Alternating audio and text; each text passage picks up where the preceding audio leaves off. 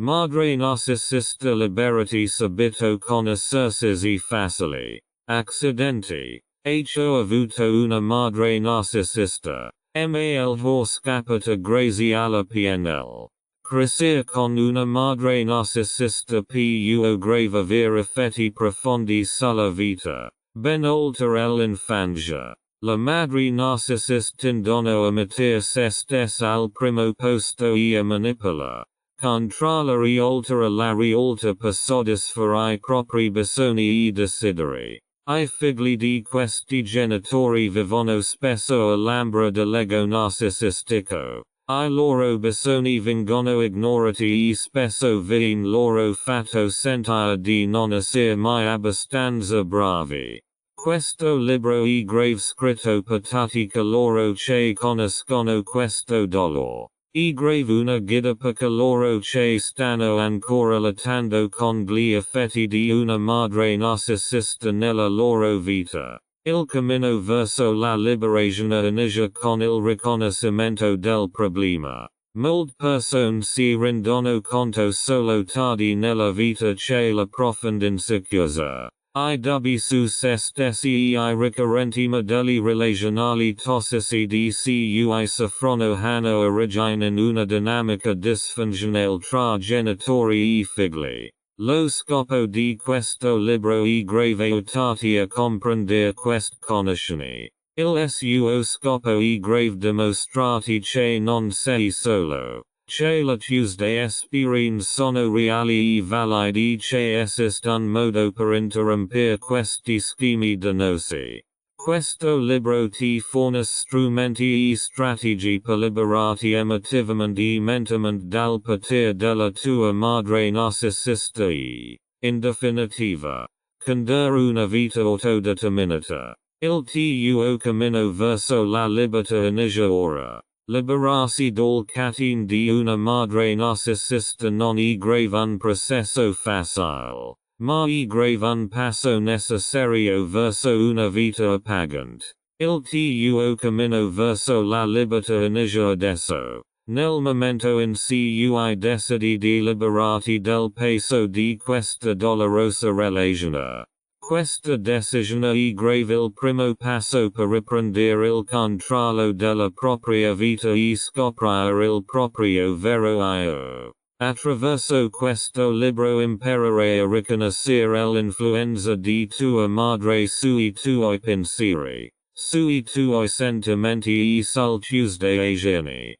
Capire che la convinzione negativa che hai su te stesso il fatto che potresti non essere abbastanza, che hai costantemente bisogno di dimostra di poter essere amato e accettato, non sono intrinsecamente vere, ma ti sono state instillate attraverso la lente distorta del tuo genitor narcisista. Imparare anche come stabilire dei limiti e creare lo spazio emotivo di cui hai bisogno per guarire. Il processo di guarigione inizia con la decisione che sei degno di vivere una vita libera da manipolazioni e abusi. Se vuoi il coraggio per affrontare la ferita profonda che potresti aver ignorato per anni.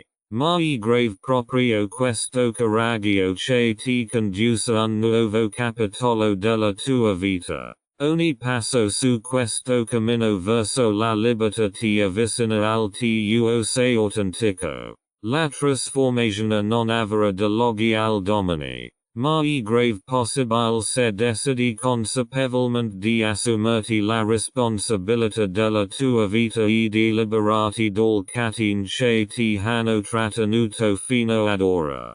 Cosa il narcisismo? Il narcisismo è grave un concetto psicologico complesso, spesso frainteso. In sostanza, si tratta di un profondo tratto della personalità caratterizzato da un eccessivo egocentrismo, da un forte bisogno di ammirazione e da una mancanza di empatia per gli altri. La persona con tendenze narcisistiche o che soffrono di disturbo narcisistico di personalità, NPD, Tindono omitir I propri bisogni e desideri al di sopra di quelli degli altri. Spesso hanno un'esagerata percezione della propria importanza e si aspettano che gli altri lo riconoscano e li trattino con ammirazione e rispetto. Il narcisismo può grave manifestarsi lungo uno spettro che va da lievi tendenze narcissistische un disturbo della personalità conclamato. E grave important capire che non tutte le persone con tratti narcisistici soffrono di un disturbo. Molte persone possono manifesta tratti narcisistici senza che ciò influisca in modo significativo sulla loro vita o su quella di chi li seconda. Il disturbo narcisistico di personalità, di altro canto, è grave una malacia mentale più grave e radicata che ha un impatto significativo sul relazioni interpersonali. Il narcisismo è grave spesso caratterizzato da un profondo sentimento interiore di insicurezza e complesso di inferiorità. Molte persone narcisiste usano la loro autoesaltazione come meccanismo di difesa per nascondere la loro insicurezza e proteggersi. Creano una maschera di inviolabilità e perfezione, che in realtà è grave molto fragile. Quando la loro facciata viene minacciata, sia da critici, da rifiuti o da una perdita di controllo, possono reagire in modo estremamente difensivo, aggressivo o manipolativo. Nel relazioni, il narcisismo si manifesta spesso attraverso uno squilibrio di potere e controllo. Il narcisista vede l'altra persona principalmente come strumenti al suo servizio. Ciò può grave portare ad abusi emotivi, manipolazione e sfruttamento, soprattutto nelle relazioni strette come quelle tra genitori e figli. La madre narcisista, ad esempio, spesso antepone I propri bisogni a quelli dei figli. Si aspetta ammirazione incondizionata e ha poca o nessuna empatia per I bisogni emotivi del bambino. Un'altra caratteristica del narcisismo è grave la mancanza di autentica compassione. Le persone narcisiste spesso non sono in grado di comprendere o considerare I sentimenti degli altri. Sono concentrati su se stessi e sui propri bisogni e considerano le emozioni degli altri irrilevanti o inquietanti. Ciò provoca spesso tensioni e conflitti nelle relazioni interpersonali. Gli effetti del narcisismo sono di vasta portata. Le persone che hanno una relazione stretta con un narcisista spesso soffrono di sentimenti di inutilità, isolamento e sfruttamento emotivo. Avere a che fare con un narcisista può grave essere estremamente stressante a causa della sua tendenza a manipolare gli altri e a distorcere la realtà per soddisfare I propri bisogni. Nel complesso, il narcisismo è grave un fenomeno psicologico profondo, spesso associato a un notevole dolore emotivo perché è grave circondato da persone narcisiste. È grave important comprendere e riconoscere il comportamento di un narcisista per proteggersi e adotta misure appropriate per prendere la distanza o guariare. La psicologia del narcisismo. La psicologia del narcisismo può grave essere spiegata al meglio attraverso l'interazione di vari fattori biologici, psicologici e sociali. Nella psicologia clinica, il narcisismo è grave spesso considerato un disturbo della personalità profondamente radicato, che affonda le sue radici nella prima infanzia.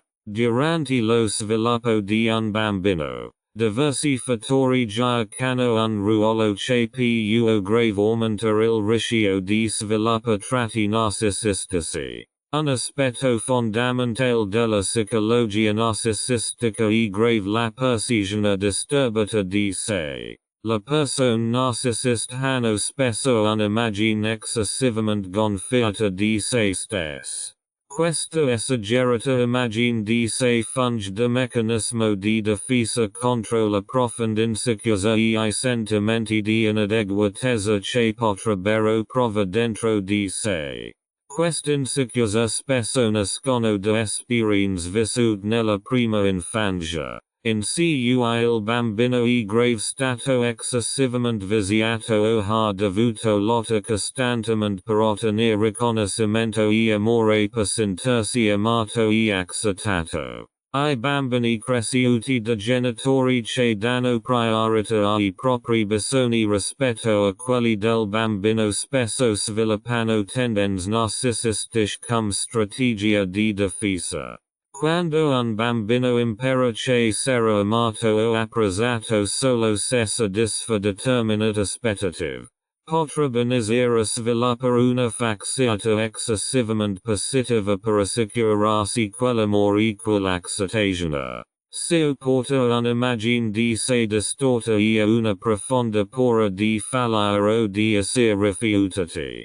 La psicologia del narcisismo è grave influenzata anche dalla mancanza di una vera conoscenza emotiva e di empatia. Spesso I narcisisti non riescono a stabilire un legame profondo e autentico con l'altra persona perché hanno un forte bisogno di proteggersi.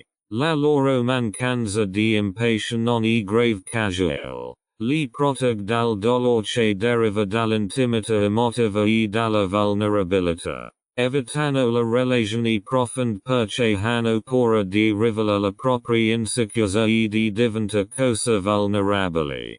Inoltre, il contesto sociale gioca un ruolo importante nello sviluppo del narcisismo.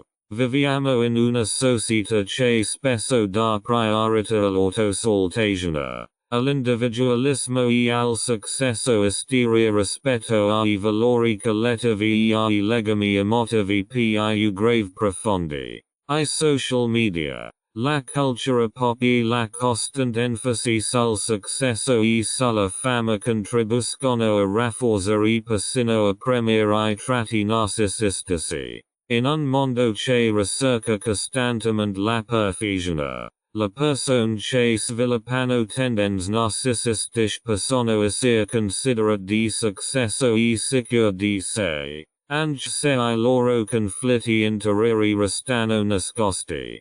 La psicologia del narcisismo è grave quindi complessa. Non si tratta solo di un superficiale amor proprio, ma di profondi problemi emotivi e di una fragile autostima. Il narcisismo è grave spesso una strategia di difesa per proteggere e nascondere le ferite interiori. La chiave per la cura e la guarigione è grave identificare e lavorare su queste insicurezze sottostanti. Si riceve spesso un intenso supporto terapeutico per rimodellare la fragile immagine di sé e costruire relazioni sane e autentiche. Come si sviluppa il narcisismo in famiglia? Il narcisismo può grave essere profondamente radicato nel dinamismo familiare. In molti casi, il narcisismo viene trasmesso di generazione in generazione. Poiché I figli spesso adattano I modelli comportamentali dei genitori e li incorporano nel propri relazioni e famiglie. I genitori narcisisti creano un ambiente caratterizzato da controllo, manipolazione e abuso emotivo, che ha gravi conseguenze sullo sviluppo e sul benessere emotivo dei figli. Una delle cause principali del narcisismo in famiglia è grave la disfunzione nella relazione genitori-figli. I bambini che crescono in un ambiente in cui non ricevono il sostegno emotivo, l'amore e il riconoscimento di cui hanno bisogno spesso sviluppano strategie di adattamento per far fronte a queste carenze. I genitori narcisisti sono spesso emotivamente indisponibili o usano I figli per soddisfare I propri bisogni emotivi. Il che porta a uno squilibrio nella relazione. Nel famiglie narcisistiche spesso si trovano due tipi di bambini, il bambino di oro e il bambino capro espiatorio. Il bambino di oro è grave excessivamente idealizzato e riceve elogi e attenzioni finché soddisfa l'aspettativa del genitore narcisista. Questo bambino sviluppa spesso tratti narcisistici man mano che impara che I suoi bisogni e desideri vengono sempre prima. Al bambino capro espiatorio, invece, viene addossata la colpa di tutto ciò che non va in famiglia. Viene criticato, sminuito ed emotivamente trascurato. Il che spesso porta a una bassa autostima e a profonde ferite emotive. Un'altra caratteristica del famiglie narcisistiche è grave la mancanza di conoscenza emotiva. I genitori narcisisti spesso non riescono a rispondere ai bisogni emotivi dei figli perché sono troppo concentrati su se stessi. Questa distanza emotiva porta I bambini a imparare a reprimere le proprie emozioni e a ignorare I propri bisogni. Questa repressione più grave porta a una serie di problemi di salute mentale. Tra cui depressione, ansia e difficoltà a instaurare relazioni sane in età adulta. Anche la mancanza di limiti sani e grave un problema comune nel famiglie narcisistiche. Spesso I genitori narcisisti non hanno confini netti tra sé e I figli, il che porta a un'intrexio di identità. Spesso vedono I figli come estensioni di loro stessi piuttosto che come individui indipendenti. Ciò porta a ignorare o reprimere I bisogni e I desideri del bambino, mentre al centro dell'attenzione ci sono I desideri dei genitori. In tali strutture familiari, I bambini sono spesso spinti a soddisfare I sogni irrealizzati o I bisogni emotivi dei genitori. Crescono in un ambiente in cui la loro individualità non viene incoraggiata, ma repressa per soddisfare I bisogni narcisistici dei genitori. Il modo in cui il narcisismo si sviluppa in una famiglia dipende in larga misura anche dallo stile educativo dei genitori. I genitori narcisisti possono essere eccessivamente critici o svalutanti, distruggendo l'autostima del bambino, oppure possono essere eccessivamente indulgenti e vizianti, portando il bambino a un'immagine di sé distorta. Entrambi gli stili genitoriali contribuiscono allo sviluppo di tendenze narcisistiche o di altri problemi emotivi.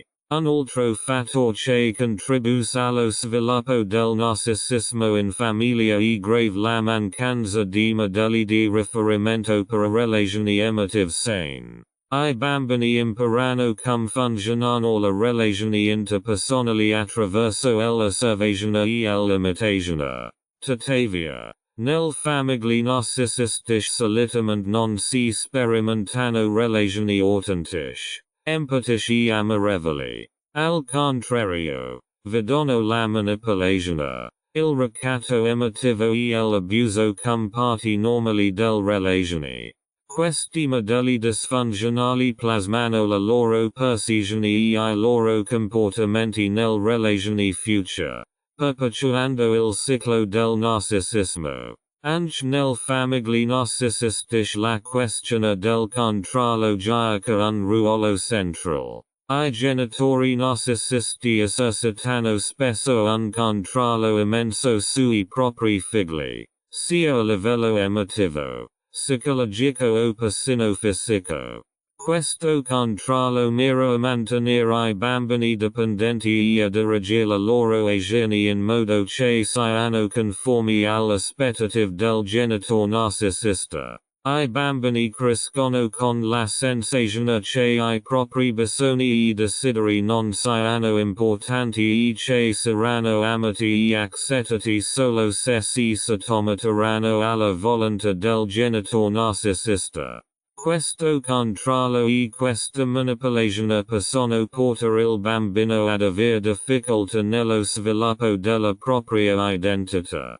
Perdono fiducia in se stessi e nella loro capacità di prendere decisioni perché hanno imparato che le loro decisioni saranno sempre valutate e manipolate attraverso la lente del genitore narcisista.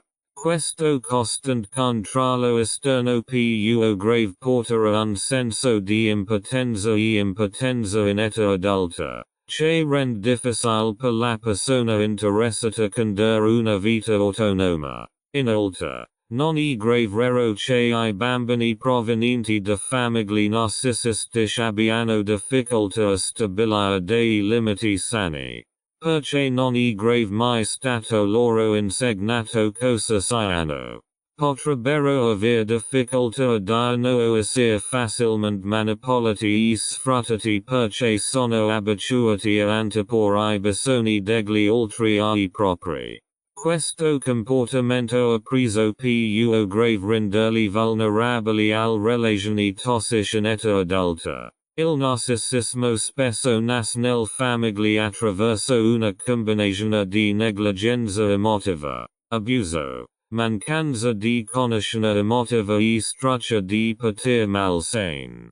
Questi fattori creano un ambiente in cui le tendenze narcisistiche possono prosperare in cui I bambini imparano che manipolazione, controllo e distanza emotiva sono normali. Il ciclo del narcisismo nelle famiglie può grave essere sposato solo se gli individui interessati diventano consapevoli del propri esperienze e lavorano attivamente per cambiare questi modelli disfunzionali. Si richede spesso un supporto professionale sotto forma di terapia o consulenza per curare le ferite emotive e sviluppare relazioni sane e autentiche. E grave un processo difficile, ma necessario per proteggere la prossima generazione dagli effetti dannosi del narcisismo e per costruire strutture familiari sane. La madre narcisista al centro dell'attenzione.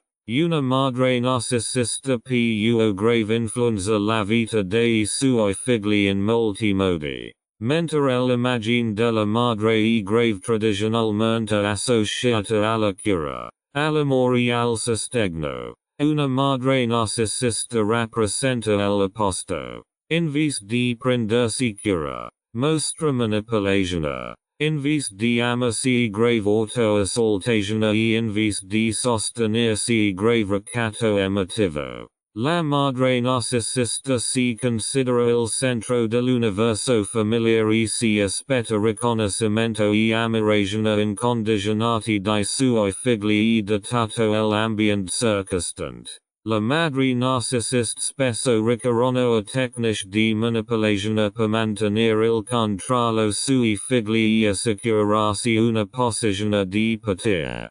Queste madri sono spesso estremamente carismatiche e appaiono esteriormente sicure di sé, competenti e talvolta persino affettuose. Ma dietro questa facciata si nasconde un profondo bisogno di controllo e di autoaffermazione, che spesso vanno a discapito della salute emotiva dei figli. Una madre narcisista può grave apparire affascinante e premurosa a prima vista, soprattutto in pubblico, ma nella vita privata emerge spesso un quadro diverso. Tende a umiliare I propri figli, a svalutarli o a metterli in costante competizione tra loro. Non supporta la critica e tende a distorsire la realtà per sembrare sempre quello che ha ragione.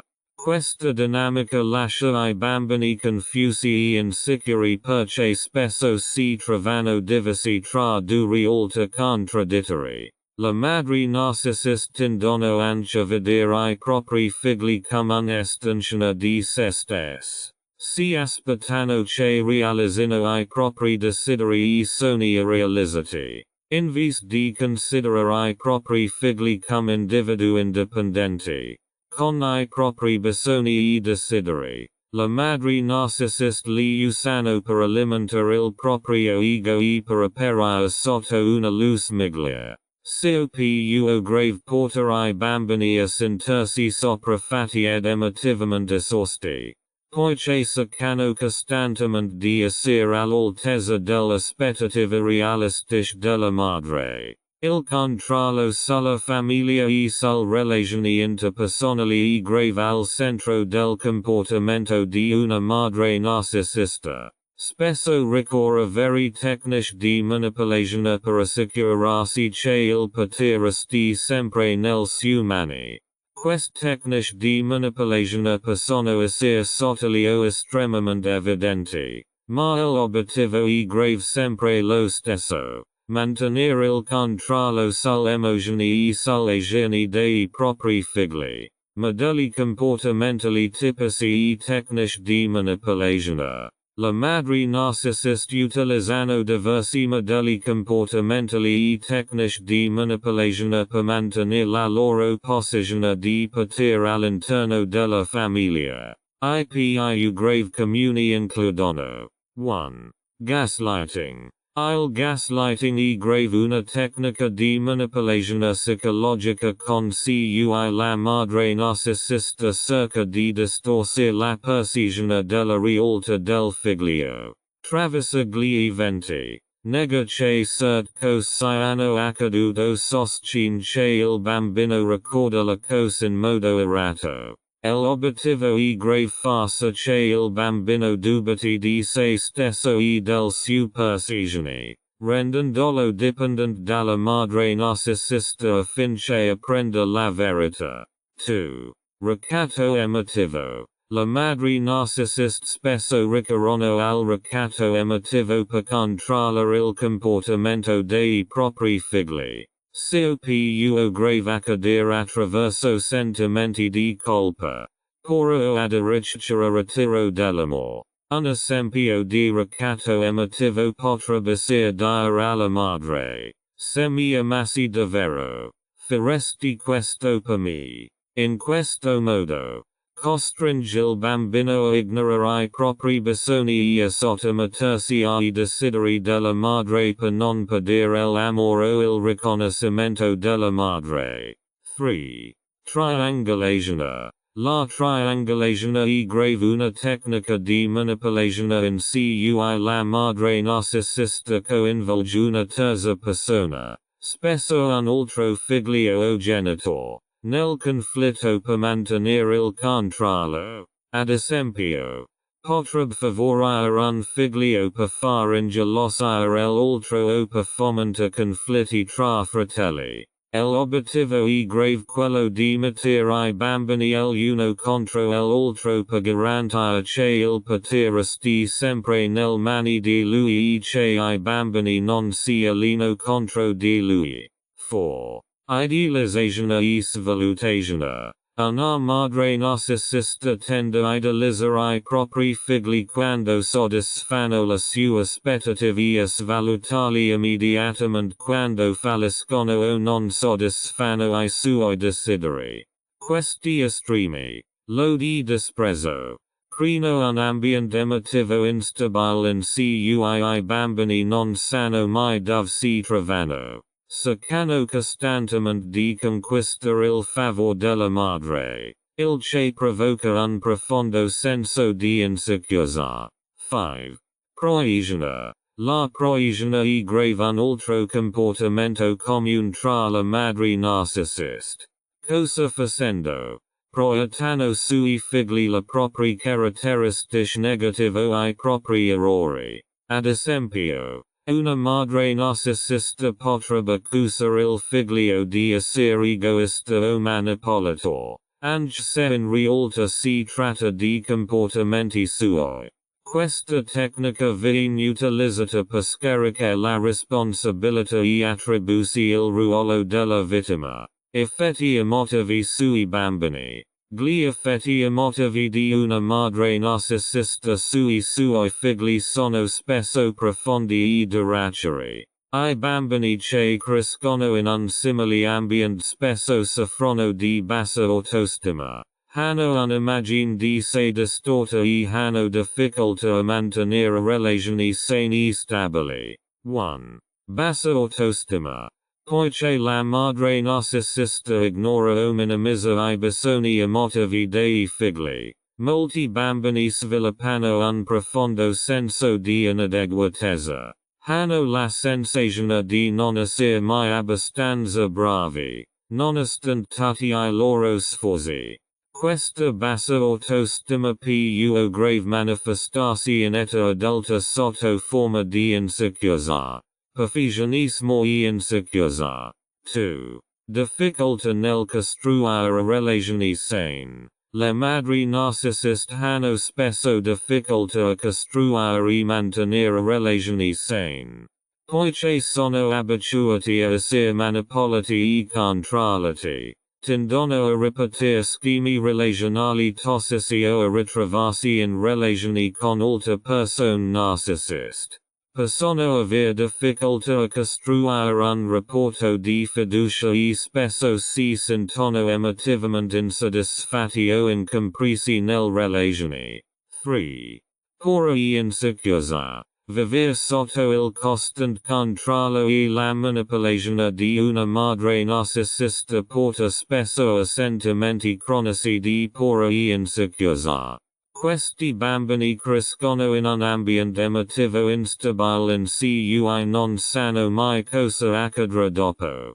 Questa insicurezza può grave portare a una vigilanza costante, a disturbi di ansia e alla sensazione di dover stare costantemente in guardia in età adulta. 4.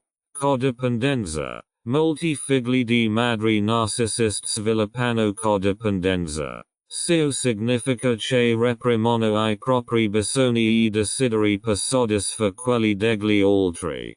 Perché è grave cosa che hanno imparato a fare. Spesso definiscono il loro valore in base alla capacità di compiacere gli altri o di essersi per loro, ignorando I propri bisogni emotivi.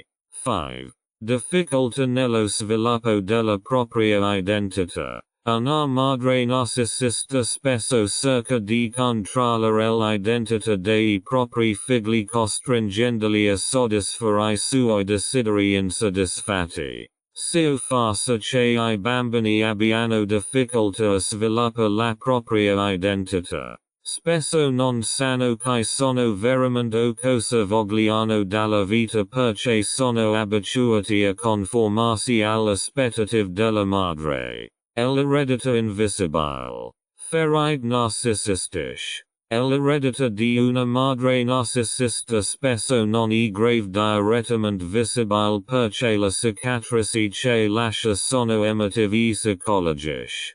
Queste ferite sono invisibili agli occhi dell'esterno, ma profondi e formative per I bambini che ne sono colpiti. L'eredità invisibile del madre narcisiste si manifesta nello stress emotivo e mentale che spesso accompagna I figli ben oltre l'infanzia. Le ferite narcisistische influenzano non solo il modo in cui questi bambini vedono il mondo, ma anche il modo in cui vivono se stessi e le loro relazioni in età adulta. Questa eredità invisibile è grave solitamente complessa e intricata. I figli di madri narcisiste crescono in un ambiente in cui I loro bisogni emotivi vengono ignorati o addirittura repressi attivamente. Al contrario, spesso vengono manipolati, usati o visti come strumenti per soddisfare I bisogni narcisistici della madre.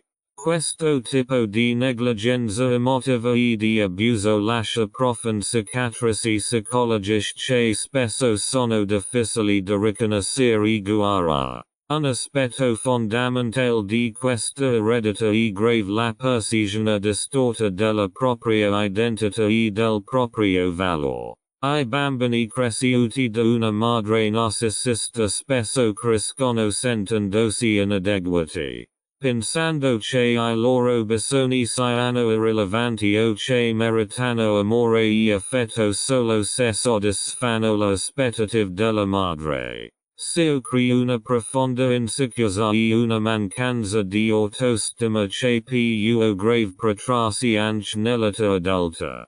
Quest ferite sono particolarmente insidiose perché possono manifestarsi in forme diverse. Alcuni figli di madri narcisiste diventano estremamente ambiziosi e cercano costantemente di dimostrare il loro valore per colmare il vuoto interiore creato dalla mancanza di una vera approvazione dei genitori. Altri cadono nella direzione opposta e sviluppano tendenze depressive. Lottano con l'insicurezza o si ritrovano in relazioni che riproducono I modelli tossici della loro infanzia. La dinamica narcisistica e la sue conseguenze a lungo termine. La dinamica di una relazione narcisistica, in particolare tra una madre narcisista e I suoi figli, sono complessi e spesso caratterizzati da giochi di potere, manipolazione emotiva e mancanza di un autentico legame genitoriale. Questa dinamica colpisce I bambini in molti modi e spesso ha gravi conseguenze a lungo termine. Una madre narcisista si generazione e l'elta in condizione dai suoi figli. Considera I suoi figli come estensioni del suo ego e si aspetta che antepongano I suoi bisogni ai propri. I bambini che crescono in un simile ambiente imparano presto che riceveranno affetto e riconoscimento solo se soddisfanno le aspettative della madre. Queste condizioni creano un attaccamento insicuro che ha effetti a lungo termine sul benessere emotivo dei bambini. Una delle conseguenze più gravi di questa dinamica narcisistica è grave l'incapacità di stabilire limiti sani. I bambini che crescono in un ambiente narcisistico spesso non imparano cosa significhi proteggere I propri bisogni o mantenere una sana distanza. Al contrario, spesso assumono il ruolo di providitori o salvatori e si sentono responsabili del benessere emotivo della madre narcisista. Questa dipendenza reciproca porta con sé difficoltà nello stabilire limiti sani o nel riconoscere quando si viene sfruttati emotivamente, anche nelle relazioni adulte. Inoltre, la dinamica narcisistica spesso porta a conflitti interiori e confusione emotiva. I figli di madri narcisiste ricevono spesso messaggi contraddittori. Da un lato si aspetta che siano perfetti e soddisfino le aspettative della madre, ma dall'altro vengono regolamenti minuti e svalutati se non soddisfanno queste aspettative. Questi messaggi contraddittori portano a profondi conflitti interiori e all'incapacità di sviluppare una chiara immagine di sé. La conseguenza a lungo termine di questa dinamica narcisistica possono manifestarsi in vari modi. Alcune persone sviluppano un forte bisogno di convalida esterna e di successo per compensare I loro sentimenti interiori di inadeguatezza. Altri soffrono di ansia, depressione o stress cronico perché hanno costantemente la sensazione di non essere abbastanza o di essere destinati a fallire. Altri ancora hanno difficoltà ad accettare o ad aver fiducia nell'intimità emotiva perché hanno imparato durante l'infanzia che la vicinanza emotiva è grave sempre associata al dolore e alla manipolazione. Su se stessi.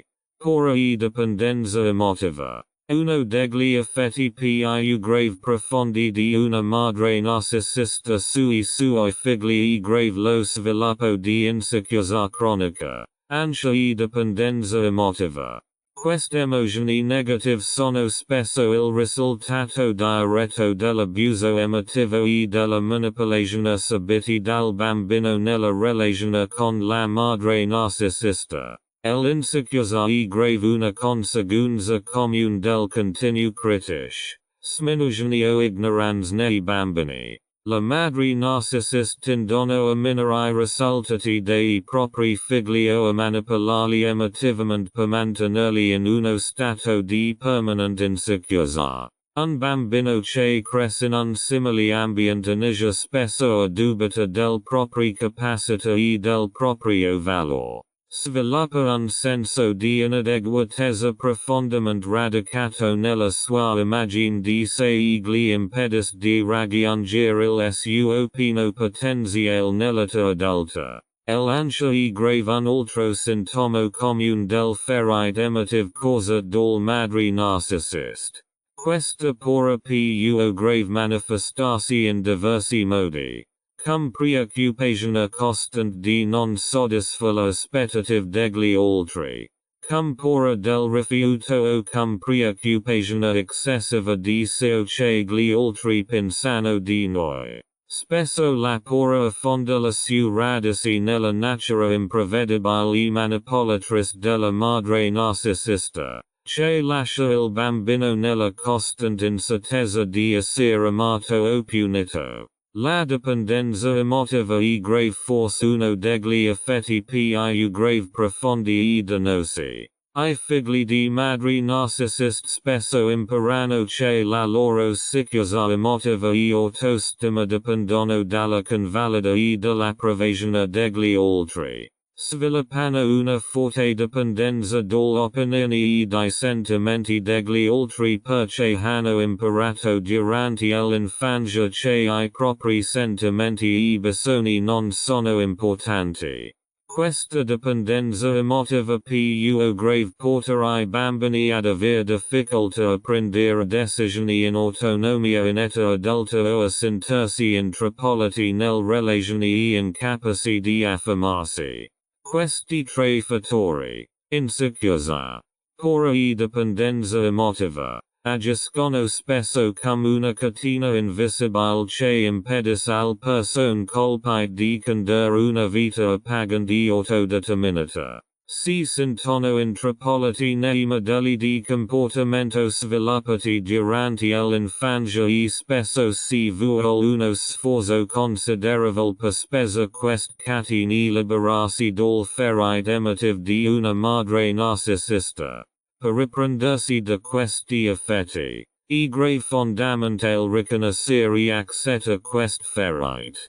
Guarire significa elaborare il dolore emotivo e sviluppa nuovi modelli sani. Ciò più grave sia fatto attraverso la terapia, l'introspezione e la decisione consapevole di amare e accettare se stessi, indipendentemente dall'aspettativa o dalla manipolazione degli altri. In definitiva, la strada per la guarigione è grave lunga, ma possibile. Affrontando la ferite narcisistica e imparando a riconcentrarsi sui propri bisogni e sul proprie emozioni. Si più grave cominciare a riprendere il controllo della propria vita e a creare un futuro libero dalla dipendenza emotiva e dall'insicurezza.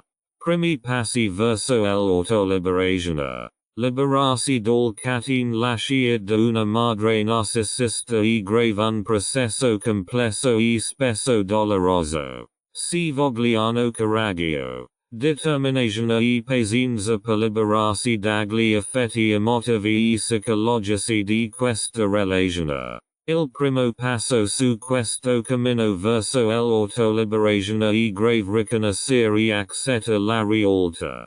Ciò significa vedere chiaramente la dinamica della relazione con la tua madre narcisista, comprendere I tuoi sentimenti e adottare le misure necessarie per liberarti dal controllo emotivo che questa relazione potrebbe ancora avere su di te. Accetta la realtà non è grave facile. Spesso, le persone cresciute in famiglie narcisiste hanno cercato per anni di sopprimere o minimizzare la verità per mantenere il rapporto con il genitore narcisista. Questa repressione più grave manifestarsi in molte forme, come la regionalizzazione del comportamento violento o il tentativo di salvare o cambiare la madre narcisista. Ma il camino verso l'autoliberazione inizia con la consapevolezza che per guarire è grave necessario guardare la situazione in modo realistico. Riconoscere accetta la realtà. Riconoscere il comportamento di tua madre. Il primo passo per accettare la realtà è grave riconoscere chiaramente il comportamento della madre narcisista. Molte persone tendono a giustificare o razionalizzare il comportamento di un genitore narcisista, soprattutto perché sono stati cresciuti in un costante stato di manipolazione emotiva. Più grave sia difficile ammettere che qualcuno che dovrebbe prendersi cura di te amati abbia abusato emotivamente di te. Le madri narcisiste tendono a vedere I propri figli come estensioni di se stesse. Esercitano un'enorme pressione sui figli affinché soddisfino le proprie aspettative e spesso ricorrono alla manipolazione per assicurarsi il controllo sui propri figli. Se più grave assumere la forma di incolpa. Ricattare emotivamente o addirittura nega completamente l'affetto se I figli non soddisfanno le aspettative. Riconoscere questo comportamento significa accettare la realtà. Tua madre potrebbe essere stata emotivamente violenta, controllante e manipolatrice.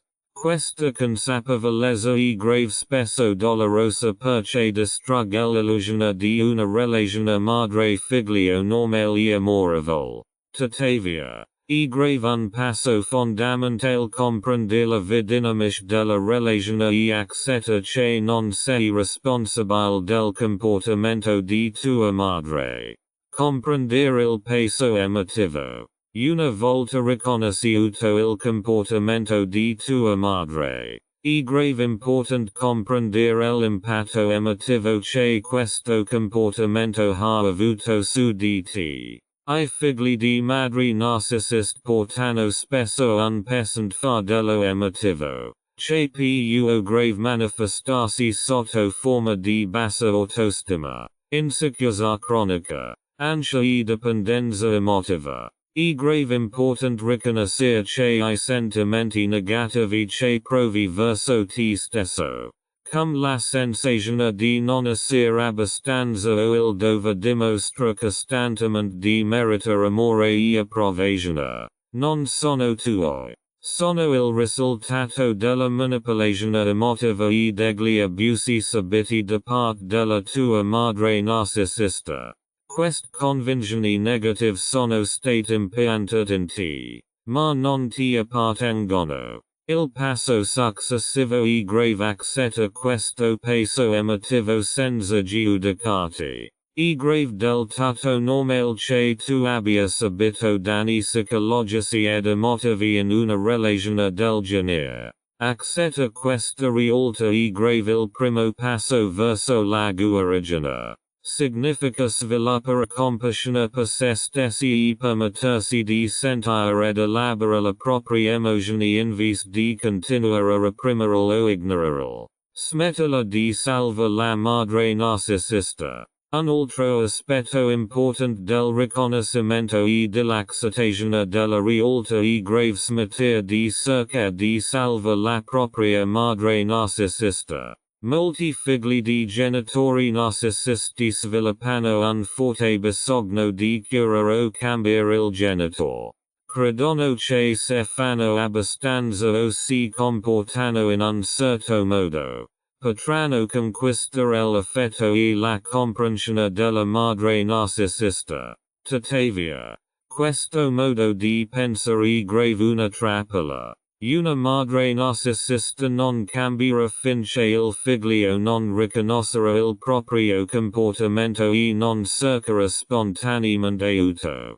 Non è grave compito tuo salvare o cambiare tua madre. Non è grave colpa tua se si comporta in questo modo. Un grand passo verso l'autoliberazione è grave abbandona la responsabilità dei propri problemi emotivi e concentrarsi sulla propria guarigione. Accetta la rialta significa rinunciare alla speranza che un giorno la tua madre narcisista diventerà la persona che hai sempre desiderato che fosse.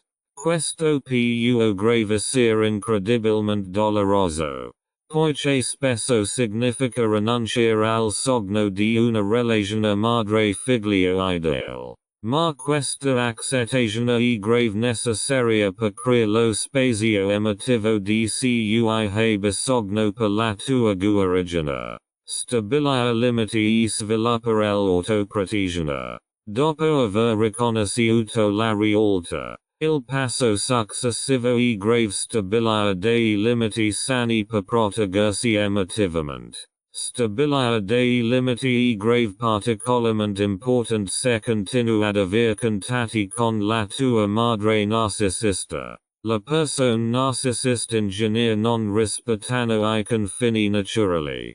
Quindi è grave fondamentale stabilire regole chiare e ferme per la propria interazione. Ciò potrebbe significare ridere al minimo I contatti.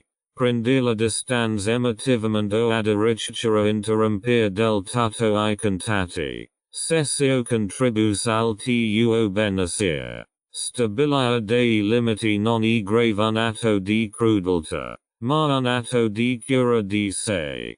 Hai il diritto di proteggerti da ulteriori danni emotivi ed è grave fondamentale mantenere costantemente questi limiti. Stabilire dei limiti può gravissare scomodo e difficile all'inizio, soprattutto se sei abituato a soddisfare I desideri di tua madre per evitare conflitti. Ma è grave un passo necessario per riprendere il controllo della propria vita. Col tempo imparare che hai il permesso di mettere al primo posto I tuoi bisogni e le tue emozioni.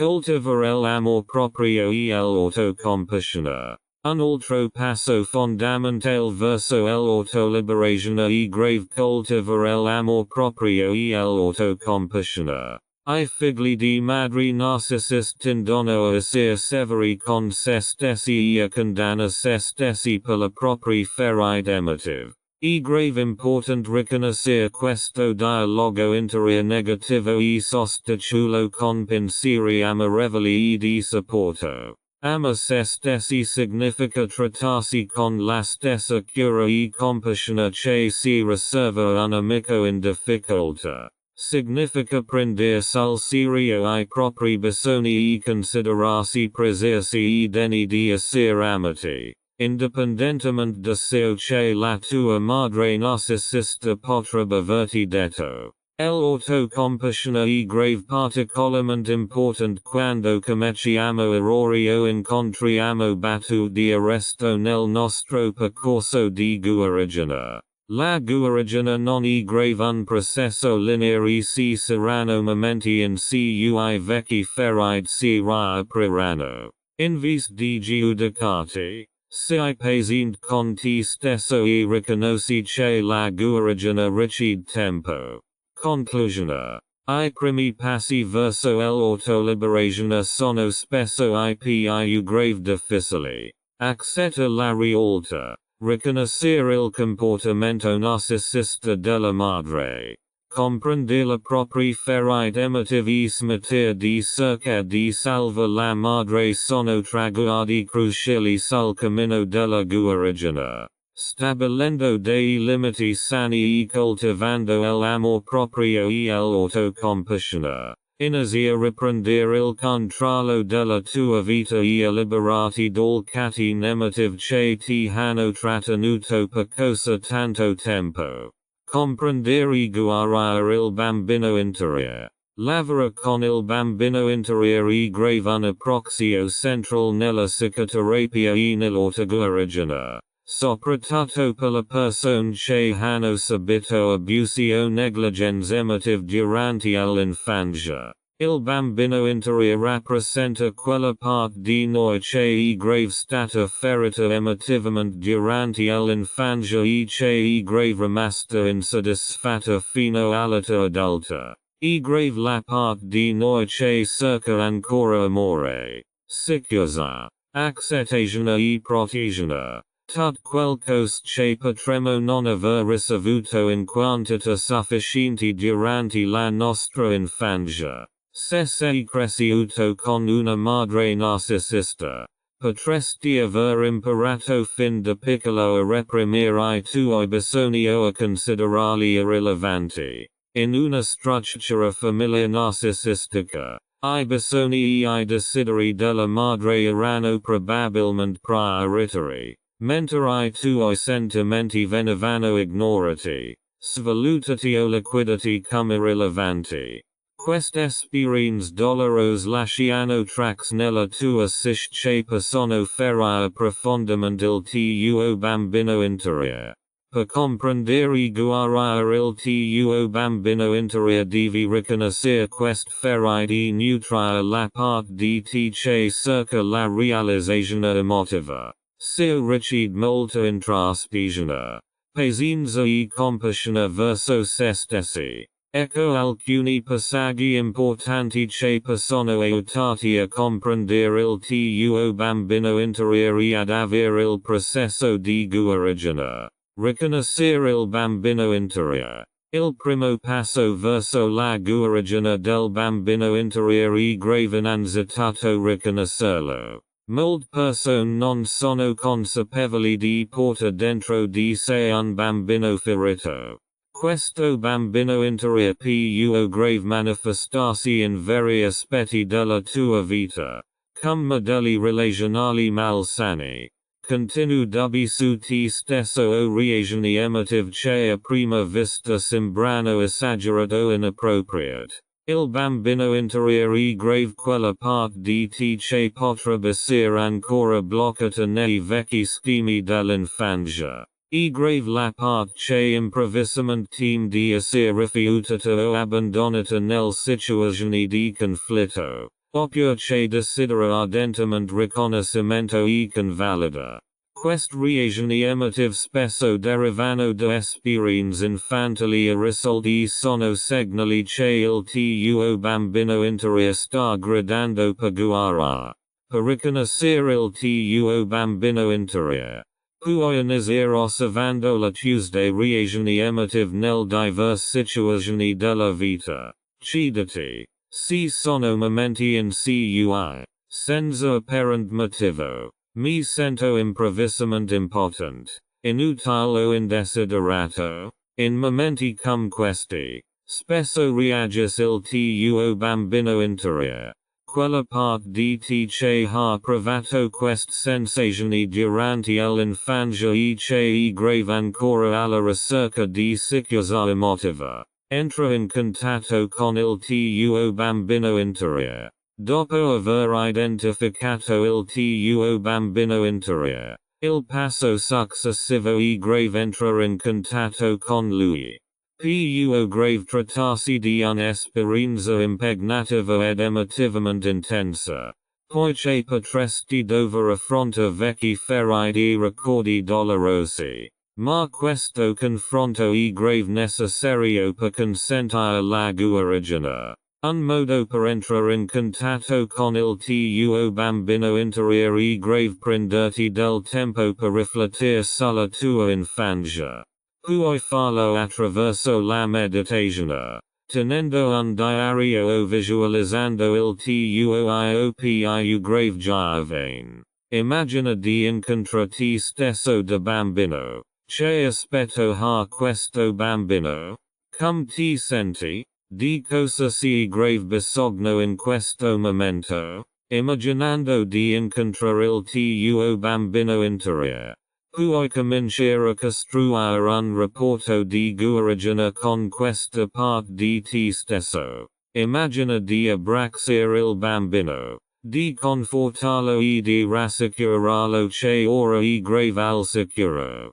Questo esercizio di visualizzazione può grave aiutarti a stabilire una connessione emotiva con il tuo bambino interiore e a dargli l'amore e il sostegno che potrebbe non aver ricevuto in passato. Guarire il bambino interiore. Guarire il bambino interiore e grave un processo continuo che richide tempo e pazienza. Ecco alcuni approxi che possono aiutarti a guarire il tuo bambino interiore. Sviluppare l'autocompassione. Uno dei passi più grave importanti per guarire il bambino interiore e grave sviluppare l'autocompassione. Molte persone che hanno subito abusi emotivi durante l'infanzia tendono a giudicare se stessi e ignorare I propri bisogni. Tuttavia, è grave fondamentale imparare a trattare se stessi con compassione e rispetto le proprie esigenze. Trattati come tratteresti un bambino ferito. Con pazienza, cura e amore. Crei nuove convinzioni. Da bambino, potresti aver sviluppato convinzioni su te stesso e sul mondo basate sui messaggi distorti della tua madre narcisista. Queste convinzioni negative potrebbero suggerirti che non sei abbastanza, che devi meritare amore o che I tuoi bisogni non sono importanti. Per guarire il tuo bambino interiore è grave important identificare queste vecchie convinzioni e sostituirle con convinzioni nuove sane. Se più grave sia fatto attraverso affermazioni, ristrutturazione cognitiva o terapia. Darsi l'amor che sia grave mancato. Una part fondamentale della guarigione è grave darsi l'amore e la cura che non abbiamo ricevuto da bambini. Se più grave sia fatto attraverso semplici pratiche di cura di sé. Comprendersi cura regolarmente dei propri bisogni emotivi e fisici. Stabilire dei limiti o concedersi di prova gioia e piacere senza sensi di colpa. Donandoti questo amore. Inizi a guarire le ferite del tuo bambino interiore. Cercare aiuto professionale. A volte le ferite del bambino interiore sono cose profonde che è grave necessario il supporto di un professionista. La terapia più grave aiutarti a superare I traumi infantili e a sviluppa strategie di adattamento sane. In particolare, lavora con uno psicoterapeuta specializzato in traumi infantili e abusi narcisistici più grave aiutarti a guarire ferite emotive più grave profondi e a trovare nuovi modi per dar forma alla tua vita. Integrazione del bambino interiore. L'ultimo passo per lavorare con il tuo bambino interiore è grave integrare accetta questa parte di te stesso. Il bambino interiore rimarrà sempre una parte di te, ma non dovrà più grave restare intrappolato nel dolore e nella sofferenza. Guarendo il tuo bambino interiore. Puoi integrarlo nella tua vita come fonte di forza e gioia. Questo processo di integrazione significa che non vedi più grave il tuo bambino interiore come qualcosa di carente o problematico, ma come una parte preziosa di te che contribuisce a creare la persona che sei oggi. Puoi imparare ad ascoltare I bisogni del tuo bambino interiore e a dargli ciò di cui ha bisogno. Per rimanendo presente nella tua vita da adulto. Guarire il tuo bambino interiore più grave aiutarti a vivere una vita più grave pagante e autentica. Imparare a rispettare I tuoi bisogni. A costruire relazioni più grave sane e a trovare dentro di te la sicurezza emotiva che hai cercato per così tanto tempo. Stabilire limiti e sviluppare l'autoprotezione. Stabilire dei limiti è grave un aspetto fondamentale dell'autoprotezione e della guarigione emotiva. Soprattutto per le persone che sono cresciute in una relazione con una madre narcisista o con un altro individuo narcisista. Stabilire dei limiti significa traxia dell'ini personali che non devono essere oltrepassati definire chiaramente quali comportamenti e igieni sono accettabili e quali no. Questo è grave uno dei passi più grave importanti per liberarsi dal controllo emotivo e dalla manipolazione di un genitore narcisista e per sviluppare una sana cura di sé. La persone cresciute in una famiglia narcisistica spesso hanno difficoltà a stabilire limiti chiari perché non hanno mai imparato a farlo. I genitori narcisisti, soprattutto la madre, tendono a ignorare I confini emotivi e psicologici dei propri figli, manipolano, controllano e trascendono questi confini per soddisfare I propri bisogni. Di conseguenza, I bambini crescono in un ambiente in cui non imparano a proteggersi o a dare priorità ai propri bisogni. Per stabilire dei limiti grave quindi necessario rompere I vecchi schemi e sviluppare una nuova consapevolezza del proprio benessere. Significa assumersi la responsabilità di se stessi e proteggersi da ulteriori danni emotivi. Perché I confini chiari sono cosa importanti. 1. Autoprotezione e sicurezza emotiva. Il motivo principale per cui grave cosa important stabilire dei limiti e grave l'autodifesa. I limiti sono essenziali per proteggersi da ulteriori manipolazioni, controlli o abusi emotivi. Quando stabilisi dei limiti chiari, tracci una linea che rende chiaro cosa tolleri e cosa non tolleri nel Tuesday relazioni. Questi limiti ti danno il potere di proteggere il tuo benessere emotivo e di riconoscere e interrompere I comportamenti tossici prima che possano causare danni. La persone narcisista spesso oltrepassano deliberatamente I confini degli altri per esercitare potere e controllo su di loro. Stabilendo dei limiti chiari, trasmetti un messaggio forte. Non accetti più grave questo tipo di comportamento. Anche se questo più grave causa conflitti o tensioni. Soprattutto se la madre narcisista cerca di agire questi limiti. E grave un passo necessario per proteggersi ed evitare danni emotivi. Sicurezza emotiva significa sentirti sicuro e protetto nel Tuesday relazioni. Significa sapere che I tuoi bisogni vengono rispettati e che puoi prendere la Tuesday decisioni senza timore di manipolazione o controllo. Stabilire dei limiti ti restituisce il controllo sulla tua sicurezza emotiva e ti impedisce di diventare vittima di ulteriore sfruttamento emotivo. 2. Riprendi il controllo della tua vita. Un altro motivo per cui grave cosa important stabilire dei limiti e grave per riprendere il controllo della propria vita. La madre narcisista tendono a controllare la vita dei propri figli anche in età adulta, sia attraverso la manipolazione diretta, sia attraverso un sottile ricatto emotivo.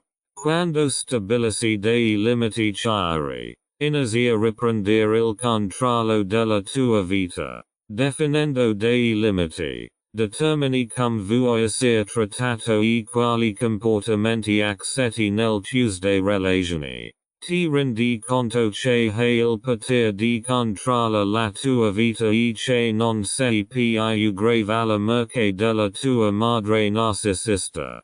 Più grave essere un momento liberatorio e potente che ti aiuta a creare la tua vita al Tuesday condizioni. I limiti ti danno anche la possibilità di dire no senza sentirti in colpa. I genitori narcisisti spesso manipolano I figli facendoli sentire in colpa quando non si conformano ai loro desideri. Imparando a stabilire limiti chiari, Rafforzare la tua capacità di dire quando qualcosa non è grave nel tuo interesse e ti assumere la responsabilità del tuo benessere.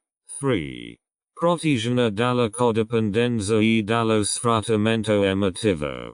La dipendenza affettiva è grave un problema comune tra le persone cresciute in una famiglia narcisistica. Spesso si sentono responsabili dei bisogni emotivi del genitore narcisista e mettono da parte I propri bisogni e desideri per soddisfare l'altro.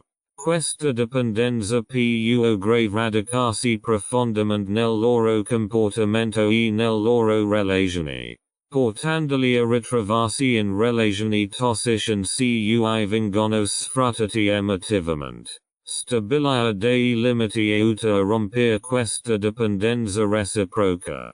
Ti consente di definire chiaramente dove finisce la tua responsabilità e dove inizia quella degli altri. Impari che non sei responsabile del benessere emotivo della tua madre narcisista o di altri e che hai il diritto di mettere al primo posto I tuoi bisogni e I tuoi sentimenti. Stabilire dei limiti ti protegge dallo sfruttamento emotivo. La madre narcisista tendono a ignorare o sfruttare I sentimenti e I bisogni dei figli per soddisfare I propri bisogni. Stabilendo dei limiti chiari, fai capire chiaramente che non sei più grave disposto a essere sfruttato emotivamente. Ti proteggi da ulteriori danni e inizia considerati prezioso e importante. 4. Promuovere relazioni sane. Stabilire dei limiti non è grave solo un atto di autoprotezione, ma anche un prerequisito essenziale per relazioni sane. Le relazioni sane si basano sul rispetto reciproco, sulla fiducia e sulla comprensione. In una relazione di questo tipo, I limiti di entrambi I partner vengono rispettati e si grave equilibrio tra dare e avere.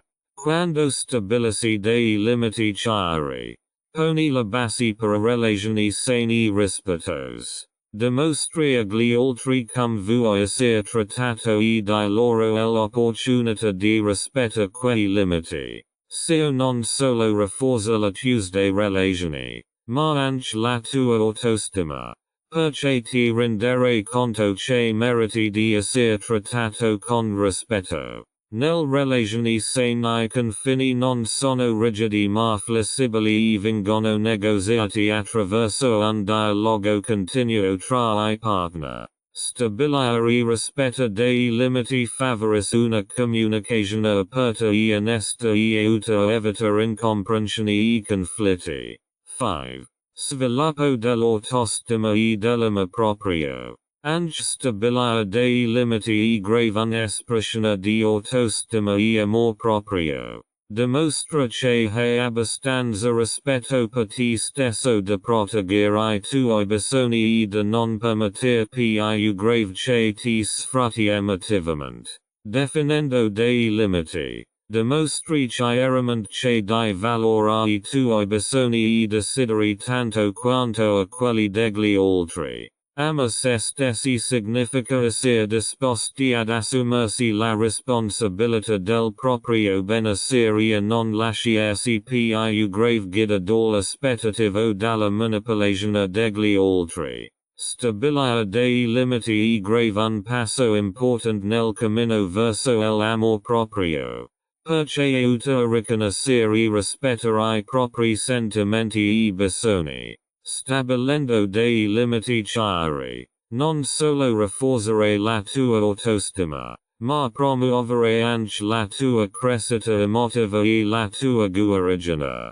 Imparare a considerarti un individuo prezioso che ha il diritto di essere trattato con rispetto e amore. In sintesi, stabilire dei limiti è grave fondamentale per sviluppare l'autoprotezione. Garantire la sicurezza emotiva e liberarsi dal catene di una madre narcisista.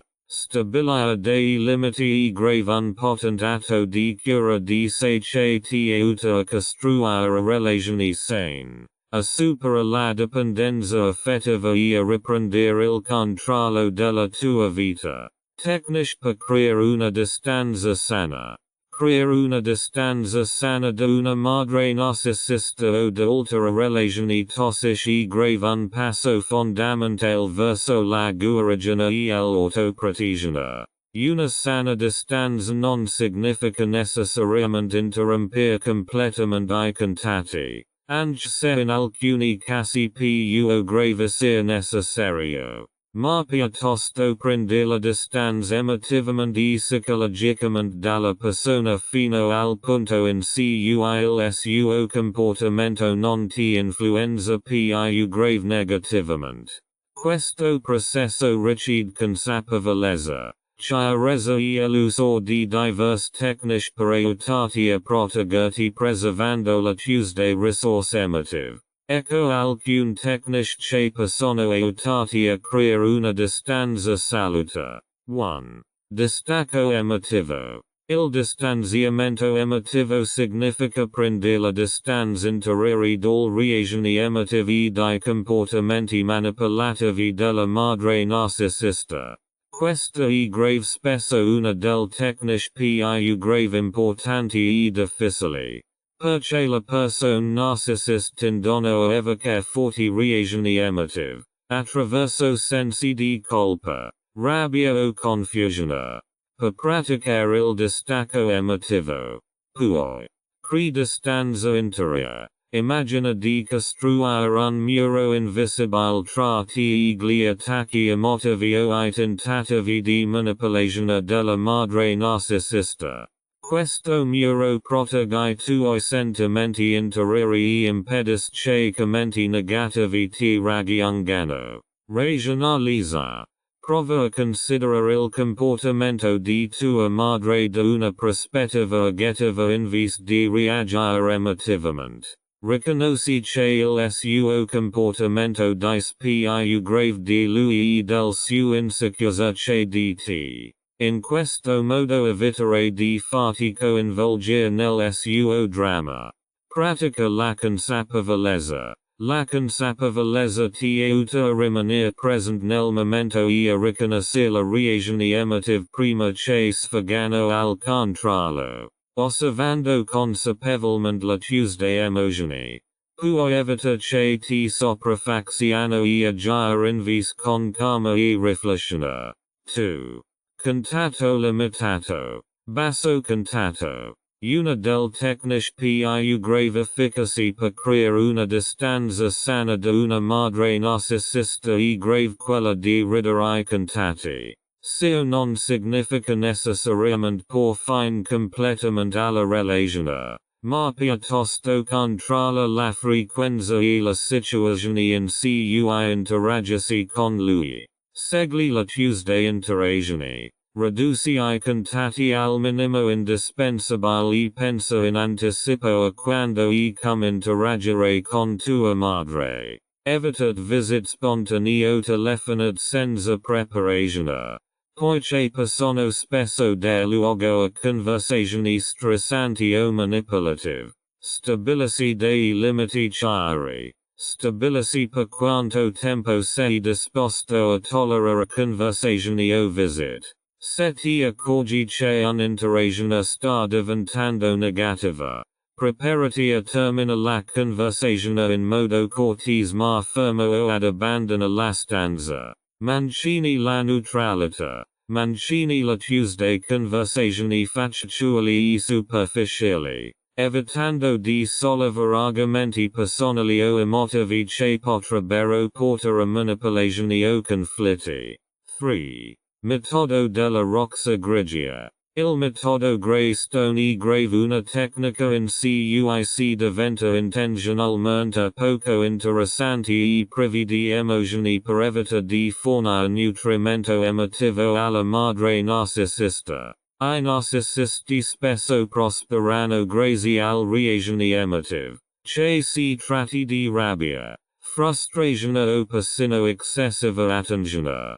comportandoti cum una pietra grigia, la privi di questa font di energia, Mancini la calma, rispondi al provocazioni di tua madre o ai suoi tentativi di manipolazione emotiva con risposte nutri prive di emozioni, non mostra né entusiasmo né rabbia, ma rimani calmo e disinteressato, rispondi in modo breve e conciso, evita di farti coinvolgere in lunghe discussioni, rispondi al domande in modo conciso e obiettivo, senza lasciarti trasporta dalle emozioni o entrare in dettagli personali, nascondi le emozioni, evita reazioni emotive visibili come rabbia, tristezza o frustrazione. Che la madre narcisista potrebbe usare per manipolarti ulteriormente.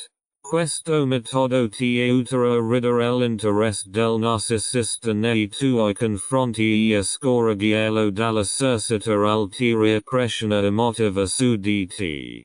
4. Preparazione mentale e visualizzazione. Un'altra tecnica efficace per creare una distanza sana e grave quella di prepararsi mentalmente al possibili interazioni con la madre narcisista. Ciò include visualizzare l'incontro e prova mentalmente come reagire alla manipolazione e al comportamento provocatorio. Prova degli scenari. Pensa in anticipo al situazioni che potrebbero risultare scomode o stressanti e fai praticamente su come reagire. Immagina di restare calmo e composto anche quando tua madre cerca di manipolarti.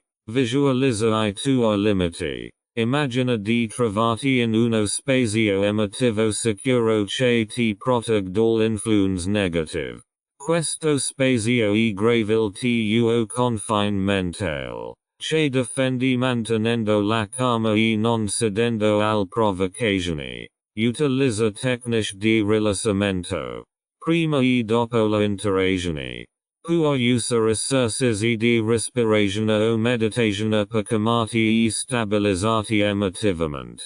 Questo ti aiuterà a rimanere concentrato e calmo, anche quando l'interazione diventa spiacevole. 5.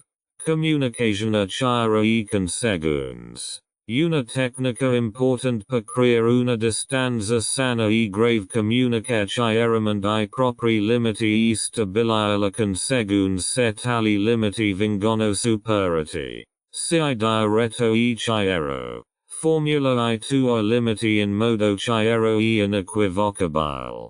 Per esempio, non tollererò che tu mi sminuisca. Se ciò dovesse accadere, interromperò la conversazione. Applica la conseguenza. È grave important rimanere coerenti e applica la conseguenza quando I propri limiti vengono violati. Ciò potrebbe significare termina la conversazione. Uscire dalla stanza o ridere I contatti per un po'. Evita la giustificazione. Spiega le tue decisioni, ma non giustificati. Hai il diritto di stabilire I tuoi limiti senza doverli difendere o spiega. Una comunicazione chiara e grave segno di forza e rispetto di sé. 6. Cerca cura di sé e supporto. Per creare una distanza sana servono energia emotiva e determinazione. Pertanto è grave important prendersi cura di sé regolarmente e cerca supporto. Stabilirsi del routine di cura di sé. Inserirsi del routine regolare di cura di sé nella tua vita quotidiana, sia attraverso l'esercizio fisico, la meditazione, gli hobby o il tempo trascorso con la persone che ti fanno bene. Supporto professionale. La terapia o la consulenza possono aiutarti a gestire le sfide emotive che derivano dal fissa dei limiti e creare una distanza sana. Rete di sostenitori. Secondati di persone che capiscono la tua situazione e ti sostengono. Possono aiutarti a pensare lucidamente e a difendere I tuoi limiti nei momenti difficili. Conclusioner. Creare una distanza sana da una madre narcisista e grave un passo essenziale verso l'autoliberazione e la guarigione. I confini emotivi. I contatti limitati. Il metodo Greystone. La preparazione mentale. La comunicazione chiara e la cura di sé costante sono tecniche che ti aiuteranno a proteggerti e a riprendere il controllo della tua vita. Utilizzando questi metodi, rafforzare la tua capacità di superare la dinamiche tossiche e di concentrarti sul tuo benessere. Imparare a lasciare l'odio emotivo. L'odio emotivo a una madre narcisista e grave una del fasi più grave difficile e allo stesso tempo più grave importante del processo di guarigione. Significa spezzare il legame emotivo che spesso si crea dopo anni di manipolazione, controllo e sfruttamento emotivo. Sebbene lasciando giacerci un ruolo cruciale nel trovare la libertà e la pace interiore. Questo processo è grave estremamente impegnativo a livello emotivo. Per molte persone, lasciare significa non solo dire addio a una relazione tossica, ma anche rinunciare alla speranza che la madre cambi o che si possa ricevere l'amore e il riconoscimento che si desiderano. Perché è grave cosa difficile staccarsi. Rompere la dipendenza emotiva da una madre narcisista è grave molto difficile perché la relazione coinvolge modelli emotivi e dinamici psicologici profondamente radicati. Ecco alcuni dei motivi principali per cui grave cosa difficile lasciare. 1. Manipolazione emotiva e dipendenza. La madre narcisista spesso manipolano le emozioni dei figli per mantenerli dipendenti. Attraverso tecniche come il gaslighting, il senso di colpa o l'abuso emotivo. Creano un ambiente in cui il bambino si sente costantemente inadeguato o incapace di prendersi cura del benessere emotivo della madre. Questa manipolazione porta a una profonda dipendenza emotiva che rende difficile por fine alla relazione o staccarsi emotivamente. Questa dipendenza spesso si costruisce nel corso degli anni. Tanto che il bambino impara a mettere da parte I propri bisogni e sentimenti a favore della madre. Lasciare significa rompere anni di programmazione e imparare a ripristinare la propria indipendenza emotiva. Tuttavia, questo processo è grave emotivamente stressante, poiché è grave spesso associato a sensi di colpa. Paura del rifiuto e perdita dei legami familiari. 2. La speranza del cambiamento.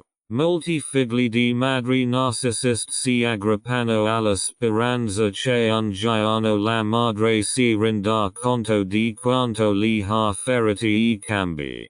Questa speranza è grave spesso profondamente radicata e ha motivato il bambino per molti anni a rimanere nella relazione nonostante l'abuso emotivo. L'idea che un giorno la madre possa cambiare al bambino l'illusione di controllo e gli consente di sopportare il dolore. Lasciare significa rinunciare a quella speranza e accetta la realtà che è grave improbabile che la madre narcisista cambi. Questo passaggio è grave incredibilmente doloroso perché comporta la perdita della fantasia di una relazione madre-figlio sana e amorevole. Si vogliono coraggio e accettazione per lasciare l'illusione e vedere la relazione per quella che è grave realmente. 3. Colpa e lealtà. Ulteriori ostacoli al lasciarsi sono il senso di colpa e un profondo senso di lealtà verso la madre narcisista. I figli di madri narcisiste venivano spesso cresciuti anteponendo il benessere della madre al proprio. Hanno imperato che il loro compito e grave rendir felice la madre e si sentono in colpa se cercano di prendere la distanza o di farsi valere. Questi sentimenti di colpa possono rallentare notevolmente il processo di guarigione perché il bambino si sente egoista o sleel se cerca di liberarsi emotivamente. Potrebbe aver paura di deludere la madre o addirittura di comportarsi in modo cattivo se prende la distanza dalla relazione tossica. Questi conflitti emotivi rendono difficile una risoluzione completa.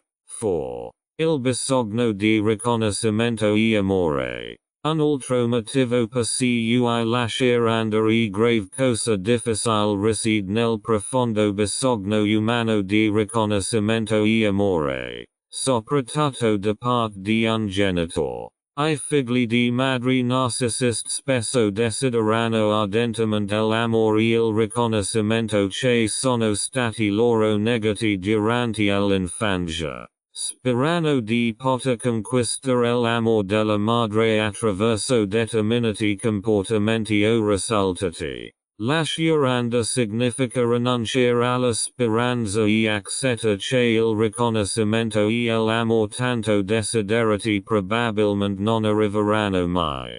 Questa perdita può grave essere profondamente dolorosa. Poiché è grave associata alla dolorosa consapevolezza che la madre non è grave in grado di dare l'amore incondizionato che il bambino desidera ardentemente. Passi per superare la dipendenza emotiva. Anche se lasciare andare è grave difficile, non è grave impossibile. Per superare la dipendenza emotiva e trovare la pace interiore sono necessari passi consapevoli. Ecco alcuni passaggi concreti che possono aiutarti a gestire questo processo. 1. Accetta la realtà. Il primo passo per superare la dipendenza emotiva è grave accetta la realtà del tuo rapporto con la tua madre narcisista. Ciò significa abbandonare l'illusione di poterlo cambiare o di ricevere mai l'amore incondizionato e l'accettazione che desideri. Ricci di accettare il dolore della delusione e di comprendere che la responsabilità della guarigione è grave tua e non di tua madre. Accettando la realtà. Fai il primo passo verso il superamento della dipendenza emotiva e la riconquista della tua libertà emotiva. 2. Stabilisci dei limiti e crei distanza. Un passo essenziale per superare la dipendenza emotiva e grave stabilire limiti chiari e crea distanza emotiva. Ciò potrebbe significare ridere i contatti con la madre narcisista o, in alcuni casi, interromperli del tutto. Stabilire dei limiti ti aiuta a proteggerti emotivamente e a evitare di essere trascinato ulteriormente nel dinamismo tossico. Se non è grave possibile interrompere completamente I contatti. Puoi almeno mantenere la distanza emotiva concentrandoti sui tuoi bisogni e non cedendo al manipolazione di tua madre. 3. Guarigione emotiva e cura di sé. Per superare la dipendenza emotiva è grave necessario anche perseguire attivamente la propria guarigione emotiva. Ciò significa dare priorità alla cura di sé e sviluppa meccanismi di difesa sani che ti aiuteranno a guarire la ferita emotiva causata dalla relazione con la tua madre narcisista. La terapia può grave essere una parte importante di questo processo, poiché aiuta a elaborare vecchi ferite, a mettere in discussione la propria convinzione e a sviluppa nuovi modelli sani. Inoltre, prendersi cura di sé attraverso attività come la meditazione, l'esercizio fisico, gli hobby creativi o il tempo trascorso nella natura può grave aiutare a crescere emotivamente e a trovare la pace interiore. 4. Cerca supporto.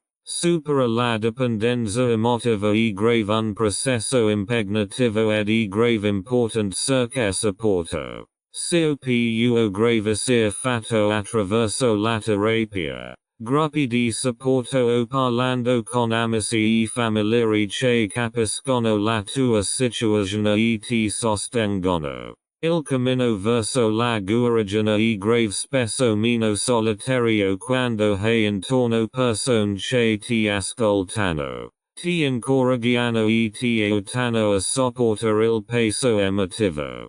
5. Impara ad amare te stesso. L'ultimo e forse più grave important passo per superare la dipendenza emotiva e grave imparare ad amare se stessi.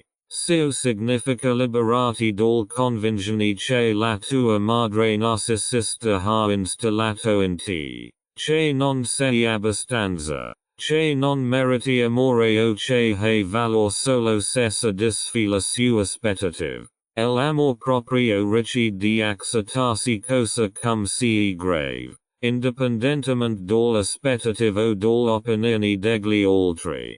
Significa che riconosci di essere prezioso e amabile semplicemente perché sei te stesso. Conclusione. L'addio emotivo a una madre narcisista e grave un processo lungo e impegnativo che richiede coraggio, determinazione e cura di sé. Sebbene sia difficile liberarsi dalla dipendenza emotiva, è grave possibile farlo accettando la realtà, stabilendo limiti sani, ricercando la guarigione emotiva, cercando supporto e imparando ad amare se stessi. Ognuno di questi passaggi ti avvicina alla pace interiore e alla libertà emotiva. Costruisci l'amor proprio e l'autostima. Costruire l'amor proprio e l'autostima è grave un passo fondamentale e necessario nel processo di guarigione, soprattutto per la persona cresciuta in una relazione con una madre narcisista. I genitori narcisisti, in particolare la madre, spesso lasciano nei propri figli un profondo senso di inadeguatezza e di scarsa autostima perché li manipolano, li controllano e li sfruttano emotivamente. Per sanare questo danno emotivo, i bambini devono imparare ad amare se stessi e a riconoscere il proprio valore, indipendentemente dalla convalida o dal comportamento degli altri. Tuttavia, l'amor proprio e l'autostima non sono semplicemente concetti o stati che si raggiungono all'improvviso. Richiedono un lavoro consapevole e uno sforzo continuo. Il cammino verso questo obiettivo inizia con l'accettazione di sé. Il primo passo verso la vera guarigione interiore. Il potere dell'autoaccettazione. L'accettazione di sé è grave il fondamento per costruire l'amor proprio e l'autostima. Significa accettarti cosa come sei, con tutti i tuoi punti di forza, le tue debolezze, I tuoi errori e le tue imperfezioni. L'accettazione di sé non è grave sinonimo di compiacimento o rinuncia al desiderio di crescita personale. Piuttosto, significa accetta la realtà del proprio essere senza giudicare o criticare se stessi. 1. Lasciando la critica interiore. Molte persone cresciute in un ambiente narcisistico hanno sviluppato un forte critico interiore che domina I loro pensieri e le loro emozioni. Questa voce interiore è grave spesso il risultato dei continui sminuimenti e del critico subito dalla madre narcisista. Il potere dell'autoaccettazione risiede nel riconoscere e lasciare questa critica interiore.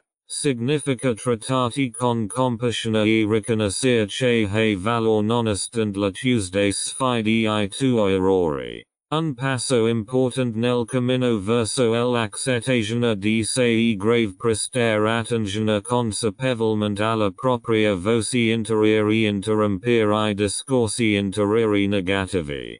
Copu gravesir ottenuto attraverso affermazioni positive. Consapevolezza o praticando l'autocompassione. Quando impari a mettere tacer questa voce critica, apri lo spazio all'accettazione di te stesso e alla guarigione. 2. Accettazione del proprio passato. Un altro aspetto dell'accettazione di sé è grave l'accettazione del proprio passato. Molte persone cresciute da una madre narcisista tendono a vergognarsi o a sentirsi giudicate per gli errori e le sfide del loro passato. Potrebbero incolpare se stessi per il modo in cui hanno reagito alle manipolazioni della madre o per la propria vulnerabilità emotiva. Accetta se stessi significa accettare il passato senza giudicarsi. Significa riconoscere di aver fatto del tuo meglio in una situazione difficile. Accettare il passato ti consente di concentrarti sul presente e di vivere la tua vita partendo da una posizione di accettazione e pace. 3. Assumiti la responsabilità del tuo benessere. Accetta se stessi significa anche assumersi la responsabilità del proprio benessere. Per farsi è grave necessario riconoscere che hai il potere di dar forma alla tua vita e di prenderti cura del tuo benessere emotivo e mentale. Anche se in passato potresti aver sofferto a causa della manipolazione e degli abusi emotivi di tua madre narcisista. Ora la responsabilità della tua guarigione e della tua felicità ricade su di te. Attraverso l'accettazione di te stesso, ti rendi conto di avere il potere di riscrivere la tua storia e di vivere una vita basata sull'amore proprio e sull'autostima. È grave un processo che richiede pazienza e determinazione. Ma è grave necessario per trovare pace e realizzazione. Modi per rafforzare l'amor proprio. Dopo aver gettato la base dell'accettazione di sé, il passo successivo è grave rafforzare attivamente l'amor proprio. Esistono molti modi per farlo e ognuno troverà l'approccio più grave dato a sé. Ecco alcuni modi concreti per rafforzare l'amor proprio. 1. Coltivare un dialogo interiore positivo. Uno dei modi più grave efficaci per aumentare l'amor proprio e grave sviluppare un dialogo interiore positivo. Ciò significa monitorare consapevolmente i propri pensieri e prestare attenzione al modo in cui si parla a se stessi. In vez di criticarti per I tuoi errori o fallimenti, impara a parlare a te stesso in modo gentile e incoraggiante. In questo caso, le affermazioni positive possono rivelarsi un valido aiuto. Sono pensati per aiutarti a mettere in discussione le convinzioni negative che hai su te stesso e a sostituirle con affermazioni positive e stimolanti. Esempi di affermazioni potrebbero essere: sono prezioso e amabile cosa come sono oppure merito di essere trattato bene. Ripetendo questi messaggi positivi, inizia a cambiare la tua immagine di te stesso e a rafforzare il tuo amor proprio. 2. Sviluppa routine di cura di sé. Prendersi cura di sé è grave una componente fondamentale dell'amor proprio. Significa prendersi cura attivamente del proprio benessere fisico, emotivo e mentale. Prendersi cura di sé può grave essere praticato in molti modi, attraverso un'alimentazione sana, un'attività fisica regolare, un sonno adeguato, tecniche di rilassamento o coltivando hobby e interessi che si procureranno gioia, integrando regolamento del routine di cura di sé nella tua routine quotidiana. Trasmetti a te stesso il messaggio che meriti di essere trattato bene. Queste giorni consapevoli rafforzano il tuo senso di autostima e promuovono la tua salute emotiva. 3. Perdona te stesso. Ama se stessi significa anche perdona se stessi. Molte persone provano sensi di colpa o rimpianti per decisioni o giorni passati. Queste emozioni negative possono rappresentare un ostacolo importante allo sviluppo dell'amor proprio, perché ti tengono ancorato al passato e rendono difficile accettarti pienamente. Perdona te stesso significa sviluppare compasione per te stesso e riconoscere di aver fatto del tuo meglio in ogni momento della tua vita. Il perdono ti consente di lasciare andare le vecchie ferite e di far spazio all'amore e alla guarigione. Ricid che tu conceda a te stesso la stessa grazia e lo stesso perdono che concederesti agli altri. 4. Stabilisci e rispetta I limiti. Un aspetto importante dell'amor proprio e grave stabilire e rispettare I limiti. Avere dei limiti sani significa dar valore ai propri bisogni e sentimenti e proteggerli dalle aspettative e dal richieste degli altri. Dimostra che hai abbastanza rispetto per te stesso da assicurarti di non essere sfruttato emotivamente o fisicamente. All'inizio stabilire dei limiti più grave essere difficile.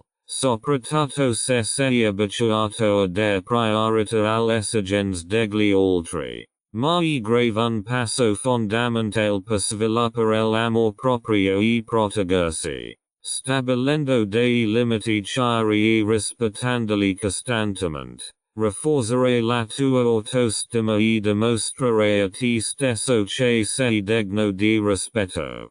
5. Sviluppa la gratitudine verso te stesso. La gratitudine è grave una pratica potente che può grave aiutarti a sviluppare l'amor proprio. In vez di concentrarti sui tuoi errori o sul tuoi debiles. Impara a ser grato per le cose che fai bene e che ti rendono la persona unica che sei.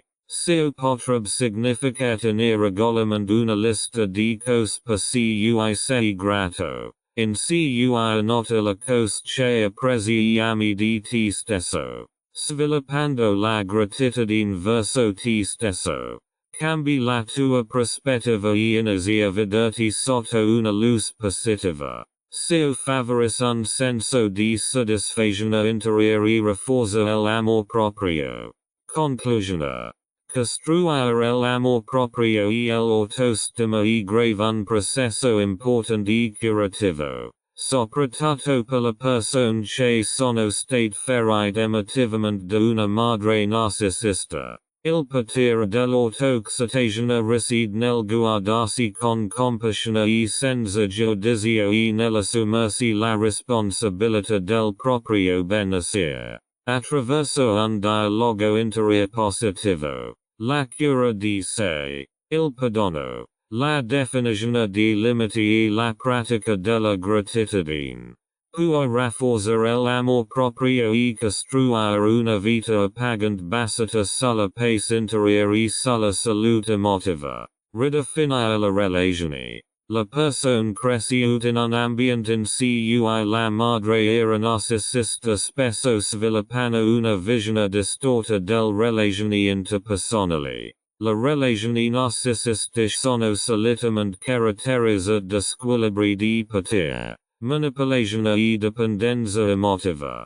I bambini provenienti da tali contesti spesso adottano inconsciamente questi modelli tossici e li portano con sé nel loro relazioni adulte.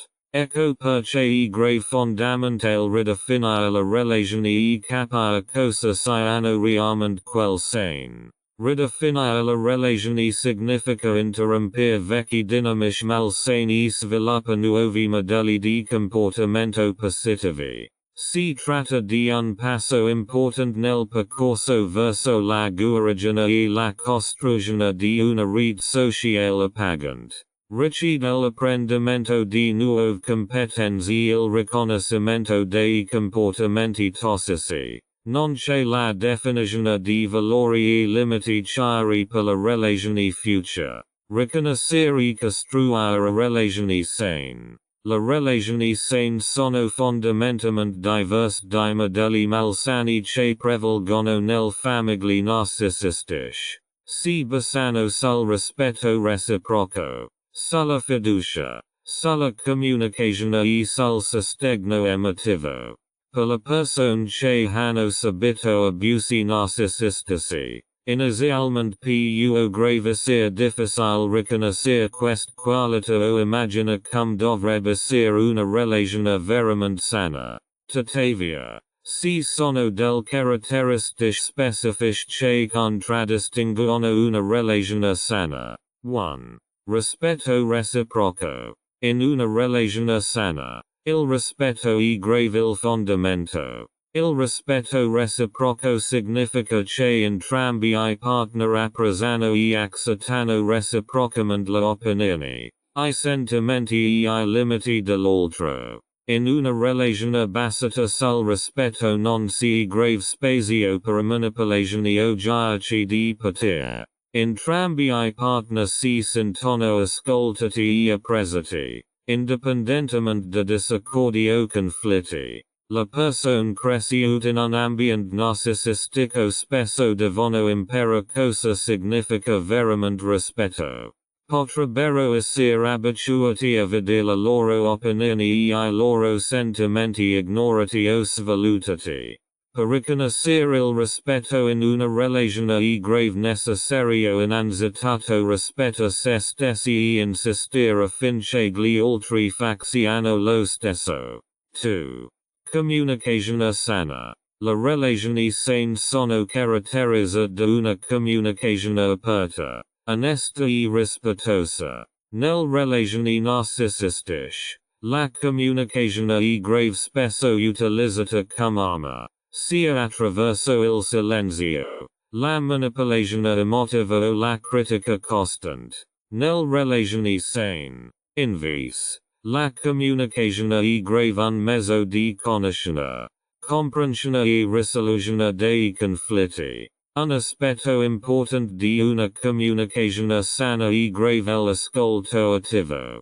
Entrambi I partner sono disposti ad ascoltarsi a vicenda senza interrompersi e si sforzano di comprendere il punto di vista dell'altro. L'obiettivo non è grave manipolare o dominare l'altra persona, ma creare una conoscenza autentica e chiarire eventuali malintesi. 3. Supporto e incoraggiamento. In una relazione sana, I partner si sostengono e si incoraggiano a vicenda a perseguire I propri obiettivi e a dare la versione migliore di sé.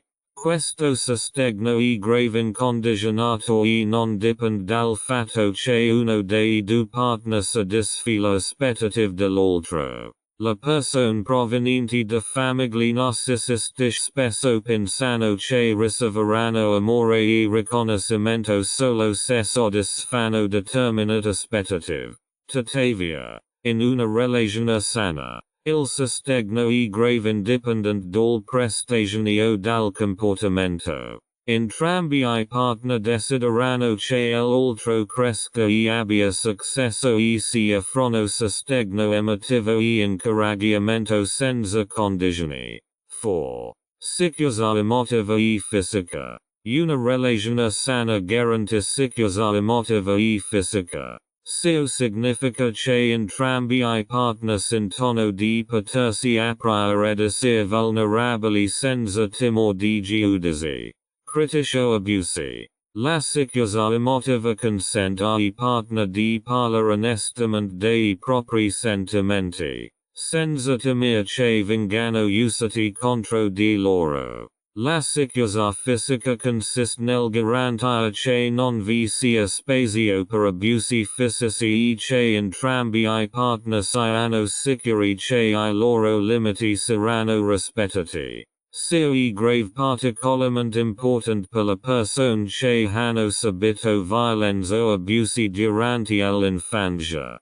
5. Equilibrio tra vicinanza e autonomia. Una relazione sana trova un equilibrio tra vicinanza e autonomia. Una relazione tossica più grave porta sia una dipendenza emotiva estrema, sia a distanza e abbandono.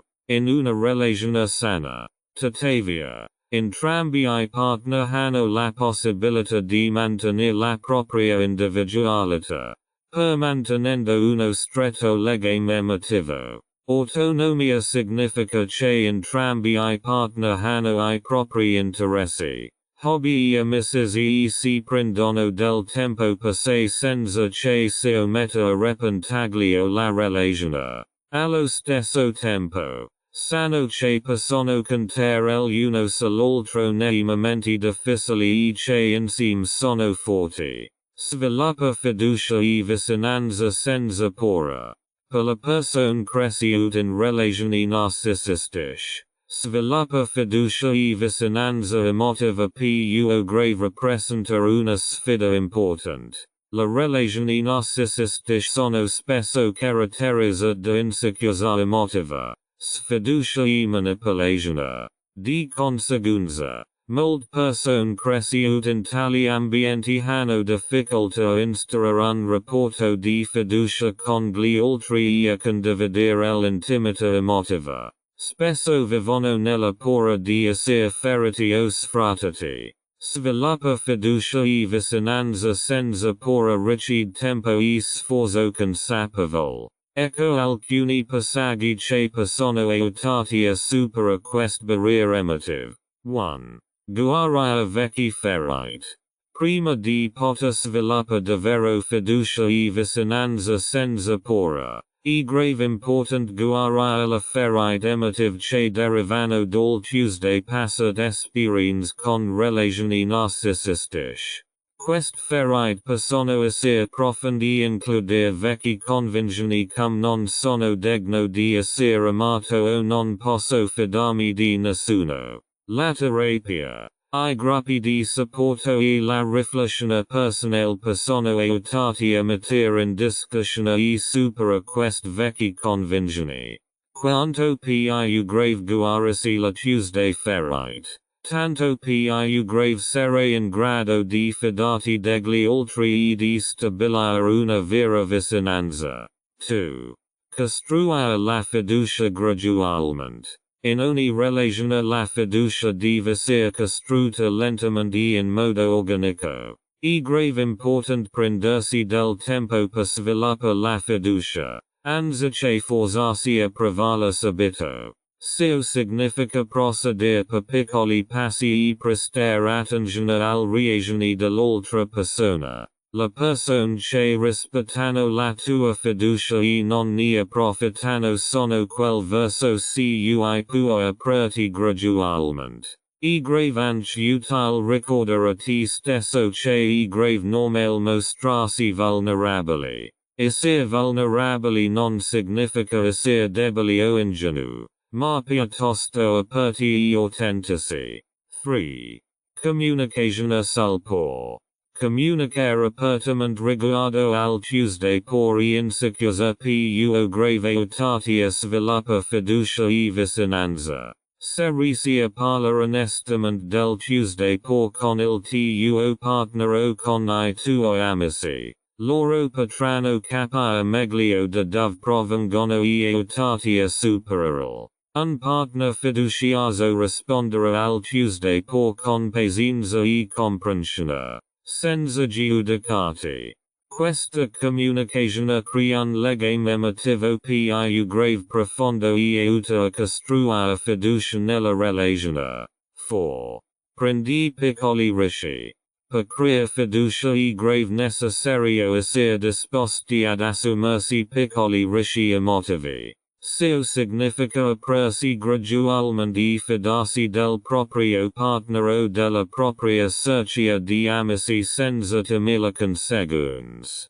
Con ogni piccolo passo che fai, Rafforzi la tua fiducia negli altri e dimostria te stesso che sei in grado di sviluppare una sana vicinanza emotiva. Questi piccoli ricci possono essere semplici come condividere una storia personale o esprimere I propri sentimenti. Con il tempo, questi piccoli passi ti aiuteranno ad assumerti ricci più grandi e impegnati più profondamente nel Tuesday relazioni. 5. Lascia andare il controllo. Nel relazioni narcisistiche si ha spesso la sensazione di aver bisogno di avere il controllo sugli altri per sentirsi al sicuro. Nel relazioni sane, invece, la fiducia significa rinunciare al controllo e confidare che l'altra persona non si farà del male. Lasciare andare il controllo è grave un passo importante per sviluppare un'intimità senza paura. Si vuole il coraggio, ma è grave anche liberatorio. Lasciando andare il controllo ti permette di essere autentico e di vivere la Tuesday relazioni in un modo più grave profondo e appagante.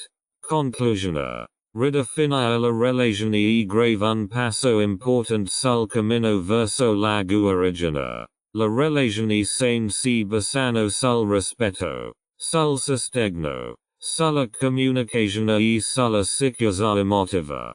Fidarsi degli altri e sviluppare un'intimità emotiva senza paura richiede tempo e pazienza, ma con uno sforzo consapevole e grave possibile liberarsi dai vecchi schemi e costruire legami appaganti e sani con gli altri. Quanto più grave investi in te stesso e nel Tuesday relazioni, tanto più grave queste diventeranno forti e sane. Il tuo percorso verso la libertà interiore. La libertà interiore è grave lo stato in cui ti sei liberato dal catene emotivi e psicologici che ti hanno legato in passato, in particolare dall'influenza negative di una madre narcisista o di altre relazioni tossiche. Significa riprendere il controllo della propria vita e trovare la propria strada. Liberi dall'aspettative, dai giudizi e dal manipolazione degli altri. La libertà interiore è grave più grave della semplice indipendenza fisica. Significa che sei emotivamente e mentalmente capace di prendere la Tuesday decisioni e di plasma la tua vita in base ai tuoi valori e al Tuesday convinzioni. Il cammino verso la libertà interiore è grave un processo individuale che si manifesta in modo diverso per ogni persona. Spesso richiede di abbandonare vecchi schemi e convinzioni che ti sono stati instillati durante l'infanzia e di iniziare a scoprire e vivere il tuo vero sé.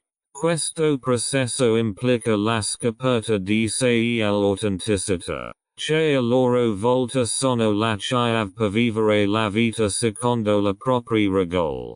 La scoperta di sé e l'importanza dell'autenticità. 1. Cosa significa scoperta di sé? La scoperta di sé è grave il processo attraverso il quale scopri chi sei veramente.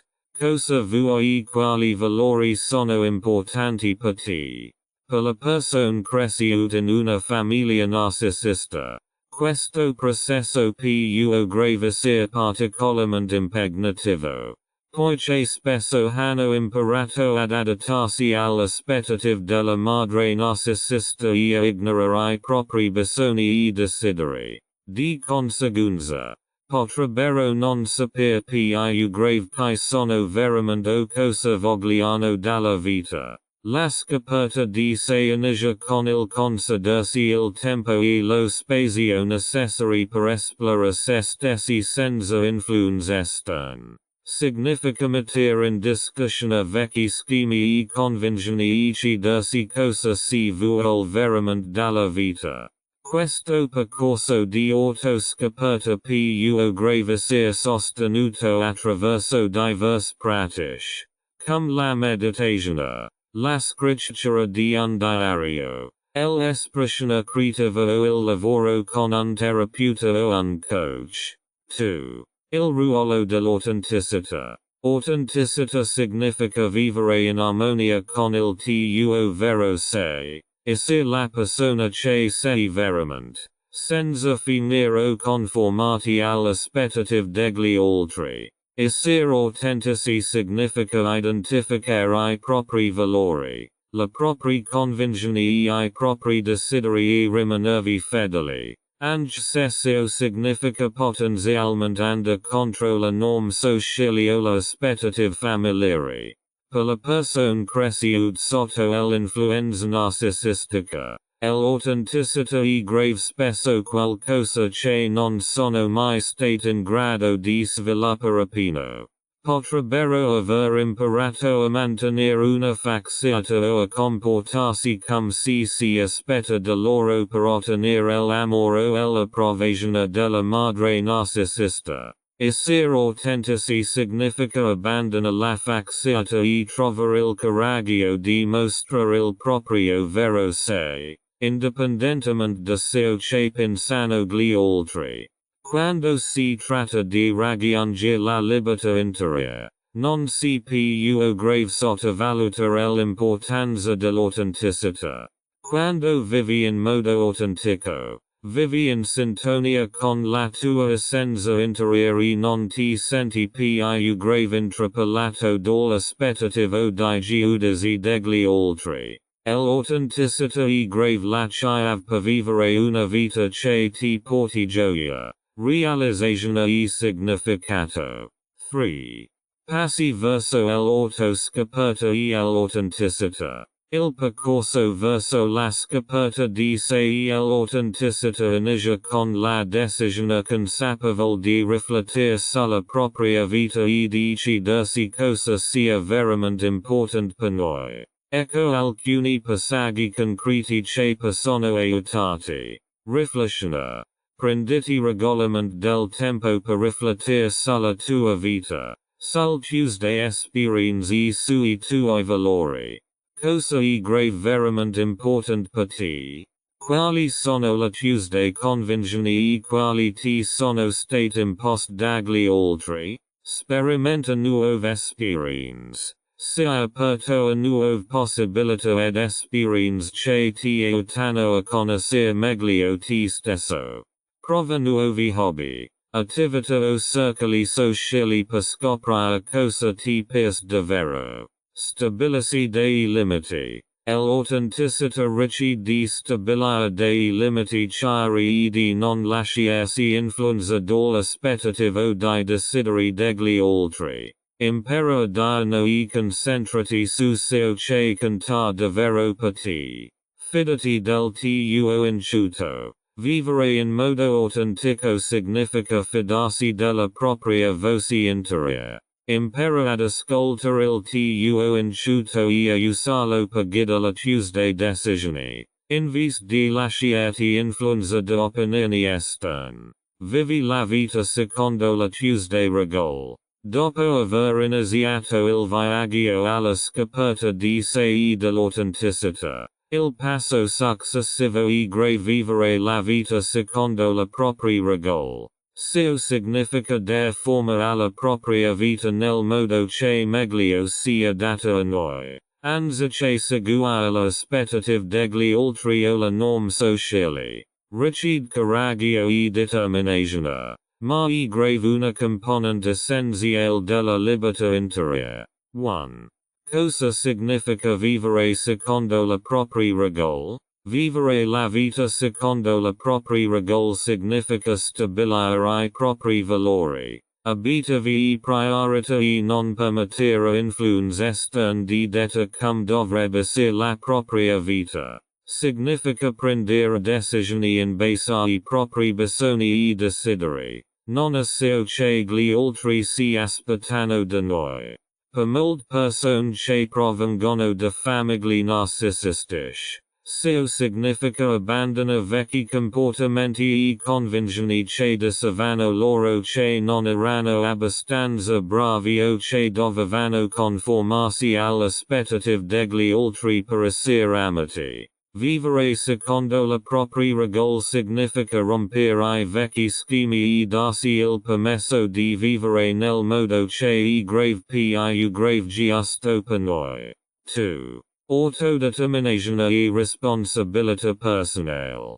Vivere secondo la propria regola significa anche assumersi la piena responsabilità della propria vita. Seo richid che tu assuma il controllo del Tuesday decisioni e agioni e che sia disposto ad accettare le conseguenze del Tuesday selt. Siano essi positive o negative. L'autodeterminazione significa avere il potere di plasmare influenza la propria vita. Significa che non sei più grave vittima del circostanze o della manipolazione degli altri, ma che prendi il controllo del tuo destino. Questo ti dà la libertà di perseguire I tuoi sogni e di vivere una vita che ti soddisfi. 3. Trova il coraggio di essere non convenzionale. Vivere la vita secondo la propria regola spesso richiede di trovare il coraggio di essere anticonformisti e di nuotare controcorrente. Significa che sei disposto a correre dei rischi per vivere la tua verità, anche se ciò significa affronta resistenza o critici. Ciò potrebbe significare intraprendere percorsi di carriera non convenzionali, modella la relazione a modo proprio o fare scelte personali che non si conformano alle aspettative tradizionali. Ciò che conta è grave che tu sia disposto a difendere ciò in cui credi e a dar forma alla tua vita in un modo che ti dà significato e realizzazione. 4. Trova la realizzazione interiore. In definitiva, vivere la vita secondo la propria regola significa trova la realizzazione interiore. In vez di lasciarti guidare da criteri esterni come il successo, il denaro o lo status. Concentrati su ciò che ti porta davvero gioia e soddisfazione. Ciò potrebbe significare trascorrere più grave tempo con I propri cari, dedicarsi a progetti creativi o concentrarsi sulla crescita personale e sullo sviluppo spirituale. Vivendo la tua vita secondo la Tuesday regola. Crei uno stile di vita coerente con I tuoi valori e abitavi più grave intimi. Scoprire di prova più grave gioia. Pace realizzazione perché vivi in modo autentico e non ti limiti più grave con le aspettative degli altri. Conclusione. Il cammino verso la libertà interiore inizia con la scoperta di sé e dell'autenticità. Quando scopri che sei veramente cosa è grave importante per te, puoi cominciare a vivere la tua vita secondo la Tuesday regola. Questo percorso richiede coraggio, autodeterminazione e la volontà di abbandonare I vecchi schemi. Ma alla fine ti conduce una vita che ti regala profonda realizzazione interiore e vera libertà. Conclusione e prospettive future. Al termine del tuo percorso verso l'autoliberazione, ti troverai di fronte a un nuovo capitolo della tua vita, un capitolo pieno di possibilità, libertà interiore e salute emotiva. Hai mosso I primi passi per liberarti dal catene della tua madre narcisista. Cura la Tuesday farai di costruire un rapporto sano con te stesso. Ma questo viaggio non finisce. Si grave sempre spazio per un'ulteriore crescita. Nuove incisioni e un lavoro continuo per vivere una vita di libertà ed equilibrio. La domanda che sorge spontanea e grave. E adesso?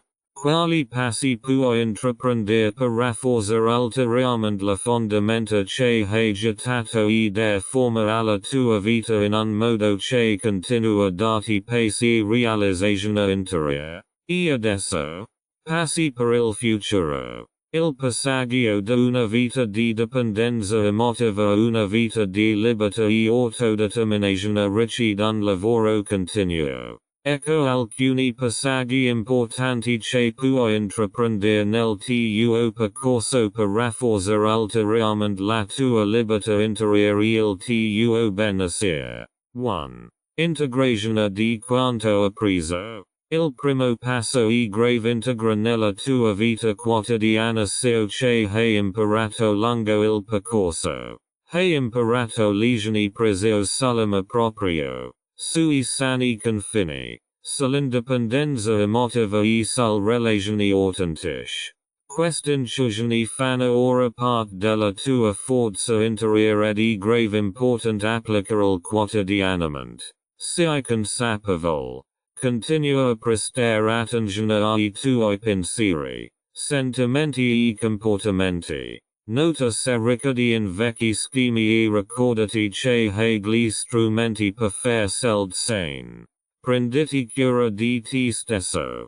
Continua a prenderti cura di te stesso, attraverso la meditazione, l'esercizio fisico, gli hobby creativi o trascorrendo del tempo con persone che ti sostengono. Queste pratiche sono fondamentali per preservare la salute emotiva e mentale. 2. Guarigione continua. Anche se hai fatto grandi progressi, la guarigione non significa che il processo sia completamente terminato. Potrebbero esserci del battuto di arresto ed è grave importante prendersi il tempo e lo spazio necessari per continuare a guarire. Lavora costantemente sulla propria salute emotiva è grave fondamentale per liberarsi a lungo termine da vecchi dolori e modelli distruttivi. Terapia e supporto. Se ritieni di aver bisogno di ulteriore supporto, non esitare a continuare a lavorare con uno psicoterapeuta o un gruppo di supporto. Un aiuto professionale più grave aiutarti a superare la ferite più grave profondi ad avere nuove prospettive sul Tuesday experience. Affronta la battuta di arresto con consapevolezza. Quando affronti del battuto di arresto, trattale con delicatezza. Gli insuccessi sono una parte normale del processo di guarigione e non significano che hai fallito. Piuttosto, affronta l'opportunità di apprendere in modo più grave approfondito e di crescere ulteriormente. 3. Sviluppa nuovi obiettivi e visioni. Un passo importante del tuo percorso è grave sviluppa nuovi obiettivi e visioni per la tua vita. Dopo esserti liberato dai vecchi fardelli emotivi, ora hai la libertà di dar forma alla tua vita secondo la Tuesday ID. Questo è grave un momento entusiasmante per perseguire I tuoi sogni ed esplorare nuovi percorsi. Stabilisi degli obiettivi. Pensa a quali ambiti della tua vita desideri sviluppare ulteriormente. Forse vuoi intraprendere nuovi percorsi di carriera, approfondire relazioni sane, esprimi la tua creatività o lavora sul tuo sviluppo personale. Crei una visione per il tuo futuro. Una visione chiara ti aiuta a concentrarti su ciò che vuoi veramente realizzare. Ciò potrebbe includere il tipo di vita che desideri condurre, la relazione che vuoi costruire e il modo in cui puoi integrare I tuoi valori e la Tuesday passioni nella tua vita quotidiana. 4. Rafforza la tua rete sociale. Un altro passo importante e grave espandere e rafforzare ulteriormente la tua rete sociale. Le persone che ti sostengono, ti incoraggiano e ti accompagnano nel tuo percorso sono fondamentali per il tuo benessere. la relazione basata sul rispetto, sulla fiducia e sul sostegno reciproco possono aiutarti a preservare la tua libertà interiore. Cerca relazioni positive. Trascorri del tempo con persone che ti fanno bene e che rispettano la tua libertà e autenticità. Queste persone dovrebbero incoraggiarti a essere te stesso e supportarti nella tua crescita. Dare e ricevere supporto. Una forte comunità sociale si basa sul supporto reciproco. Sei disposto ad aiutare gli altri e accetta l'aiuto quando ne hai bisogno. Se favoris legami profondi e appaganti. 5. Impara ad essere flessibile. Il cammino verso la libertà interiore è grave dinamico e la vita ti offrirà sempre nuove sfide e opportunità. Lasciare per un benessere duraturo e grave restare flessibili e adattarsi al cambiamento. Libertà interiore non significa che tutto vada sempre alla perfezione, ma piuttosto che si sviluppi la capacità di affrontare gli alti e bassi della vita senza perdere la propria identità o la pace interiore. Sei aperti al cambiamento. Il cambiamento è grave una parte naturale della vita. Impara ad accettarli e ad avvicinarti ad essi con curiosità e flessibilità. Fidati del processo. Anche se incontri del difficoltà. Abbi fiducia nel fatto che hai la risorsa interiore per affrontarlo. Ogni passo del tuo viaggio ti avvicina a una comprensione più grave profonda di te stesso e della tua forza interiore. La tua vita in libertà ed equilibrio. Vivere in libertà ed equilibrio significa vivere una vita caratterizzata sia dall'indipendenza emotiva che dalla stabilità interiore. Questo equilibrio è grave fondamentale per la felicità e la realizzazione a lungo termine. Ecco alcuni approcci per mantenere questa libertà ed equilibrio nella tua vita. 1. Libertà emotiva. Libertà emotiva significa accetta pienamente la propria emozione senza lasciarsi incontrarla. Riesci a sentire, comprendere ed esprimere le tue emozioni in modo sano, senza ricadere in vecchi schemi distrattivi.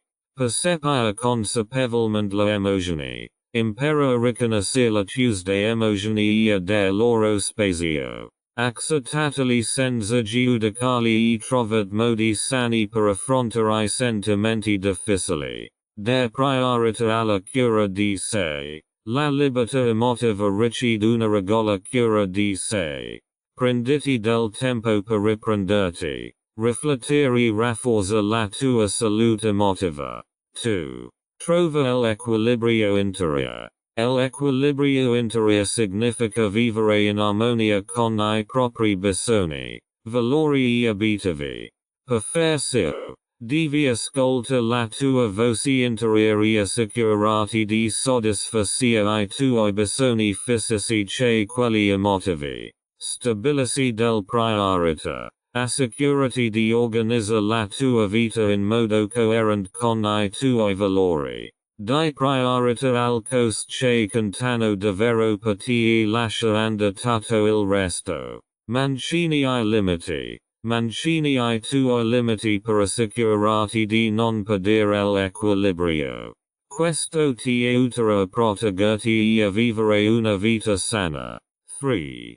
Vivi una vita appagante. Una vita libera ed equilibrata significa anche condurre una vita appagante e significativa. Ciò significa coltivare le proprie passioni. Costruire relazioni che portino gioia e crescere costantemente. Segui le tue passioni. Individua ciò che ti rende felice nella vita e investi tempo ed energia in quel cosa. Potrebbe trattarsi di un'attività creativa. Di una nuova sfida o del coinvolgimento in una corsa che per te è grave importante. Crescita continua. Mantieniti aperto alla crescita e allo sviluppo personale. Impara nuove competenze. Sviluppo nuove prospettive si disposto a migliorare continuamente. Conclusione. Il cammino verso la libertà interiore grave un processo che dura tutta la vita e richiede apprendimento, crescita e riflessione continua, integrando ciò che hai imparato nella tua vita quotidiana, continuando a lavorare sulla tua guarigione, stabilendo nuovi obiettivi e vivendo una vita di libertà ed equilibrio emotivo. Trovare soddisfazione a lungo termine e pace interiore. Vivere la tua vita in libertà significa che ora hai il controllo del tuo destino e la libertà di vivere una vita autentica, appagante e felice. Stack of books note legali e impronta. Disclaimer. La informazione fornita in questo libro hanno solo scopo informativo e non intendono sostituire il consulto o il trattamento medico professionale. L'autore e gli editori di questo libro non si assumono alcuna responsabilità per eventuali danni o perdite derivanti dall'uso dell'informazione presentata nel libro. La informazione contenuta nel present libro si basano sullo stato attuale del conoscenze mediche al momento della pubblicazione e sono soggette a modifiche in base a nuovi scoperte o sviluppi. Si consiglia di consultare un medico qualificato o un professionista sanitario prima di ricorrere a qualsiasi terapia, trattamento o modifica dello stile di vita menzionati in questo libro. Per assicurarsi che siano adatti alla propria situazione specifica. L'autore e gli editori di questo libro non si assumono alcuna responsabilità per l'accuratezza, la completezza o la tempestività dell'informazione in esso fornita. Qualsiasi decisione presa sulla base dell'informazione presentata in questo libro è grave di esclusiva responsabilità del lettore. L'uso di qualsiasi prodotto, tecnica o consiglio menzionato in questo libro è grave vostro rischio e pericolo. Si raccomanda di consultare un medico qualificato o un professionista sanitario prima di utilizzare nuovi prodotti o terapie. Per discutere dei potenziali rischi o effetti collaterali. Acquistando e utilizzando questo libro. I lettori accettano che nell'orto negli editori possano essere ritenuti responsabili per eventuali danni o perdite, diretti o indiretti, derivanti dall'applicazione dell'informazione presentata in questo libro. Acquistando e utilizzando questo libro. I lettori decideranno di aver letto e accettato la esclusione di responsabilità di cui sopra. Rights and Ownership Notice. This audiobook is published and distributed by Testberichtdienste LLC. All copyrights, publishing rights, distribution rights, audio rights, and related intellectual property rights for this work have been lawfully and exclusively acquired by Testberichtdienste LLC. Testberichtdienste LLC is the sole and unrestricted rights holder of this audiobook, including the right to reproduce, distribute, publish, monetize, and publicly perform the content on digital platforms such as YouTube. The original manuscript files, source documents, and contractual acquisition records serve as proof of lawful ownership. The original author and or their authorized representative, Renovatio LLC, has transferred all relevant rights to Testberichtdienste LLC in accordance with applicable copyright and publishing law. This ownership applies to all current and future uses of this work, including audio, video, and digital publications. Effective date of rights ownership: the 1st of February 2026. Any unauthorized use, reproduction, re-upload, redistribution, or claiming of this content is strictly prohibited. Copyright Testberichtdienststätte LLC. All rights reserved.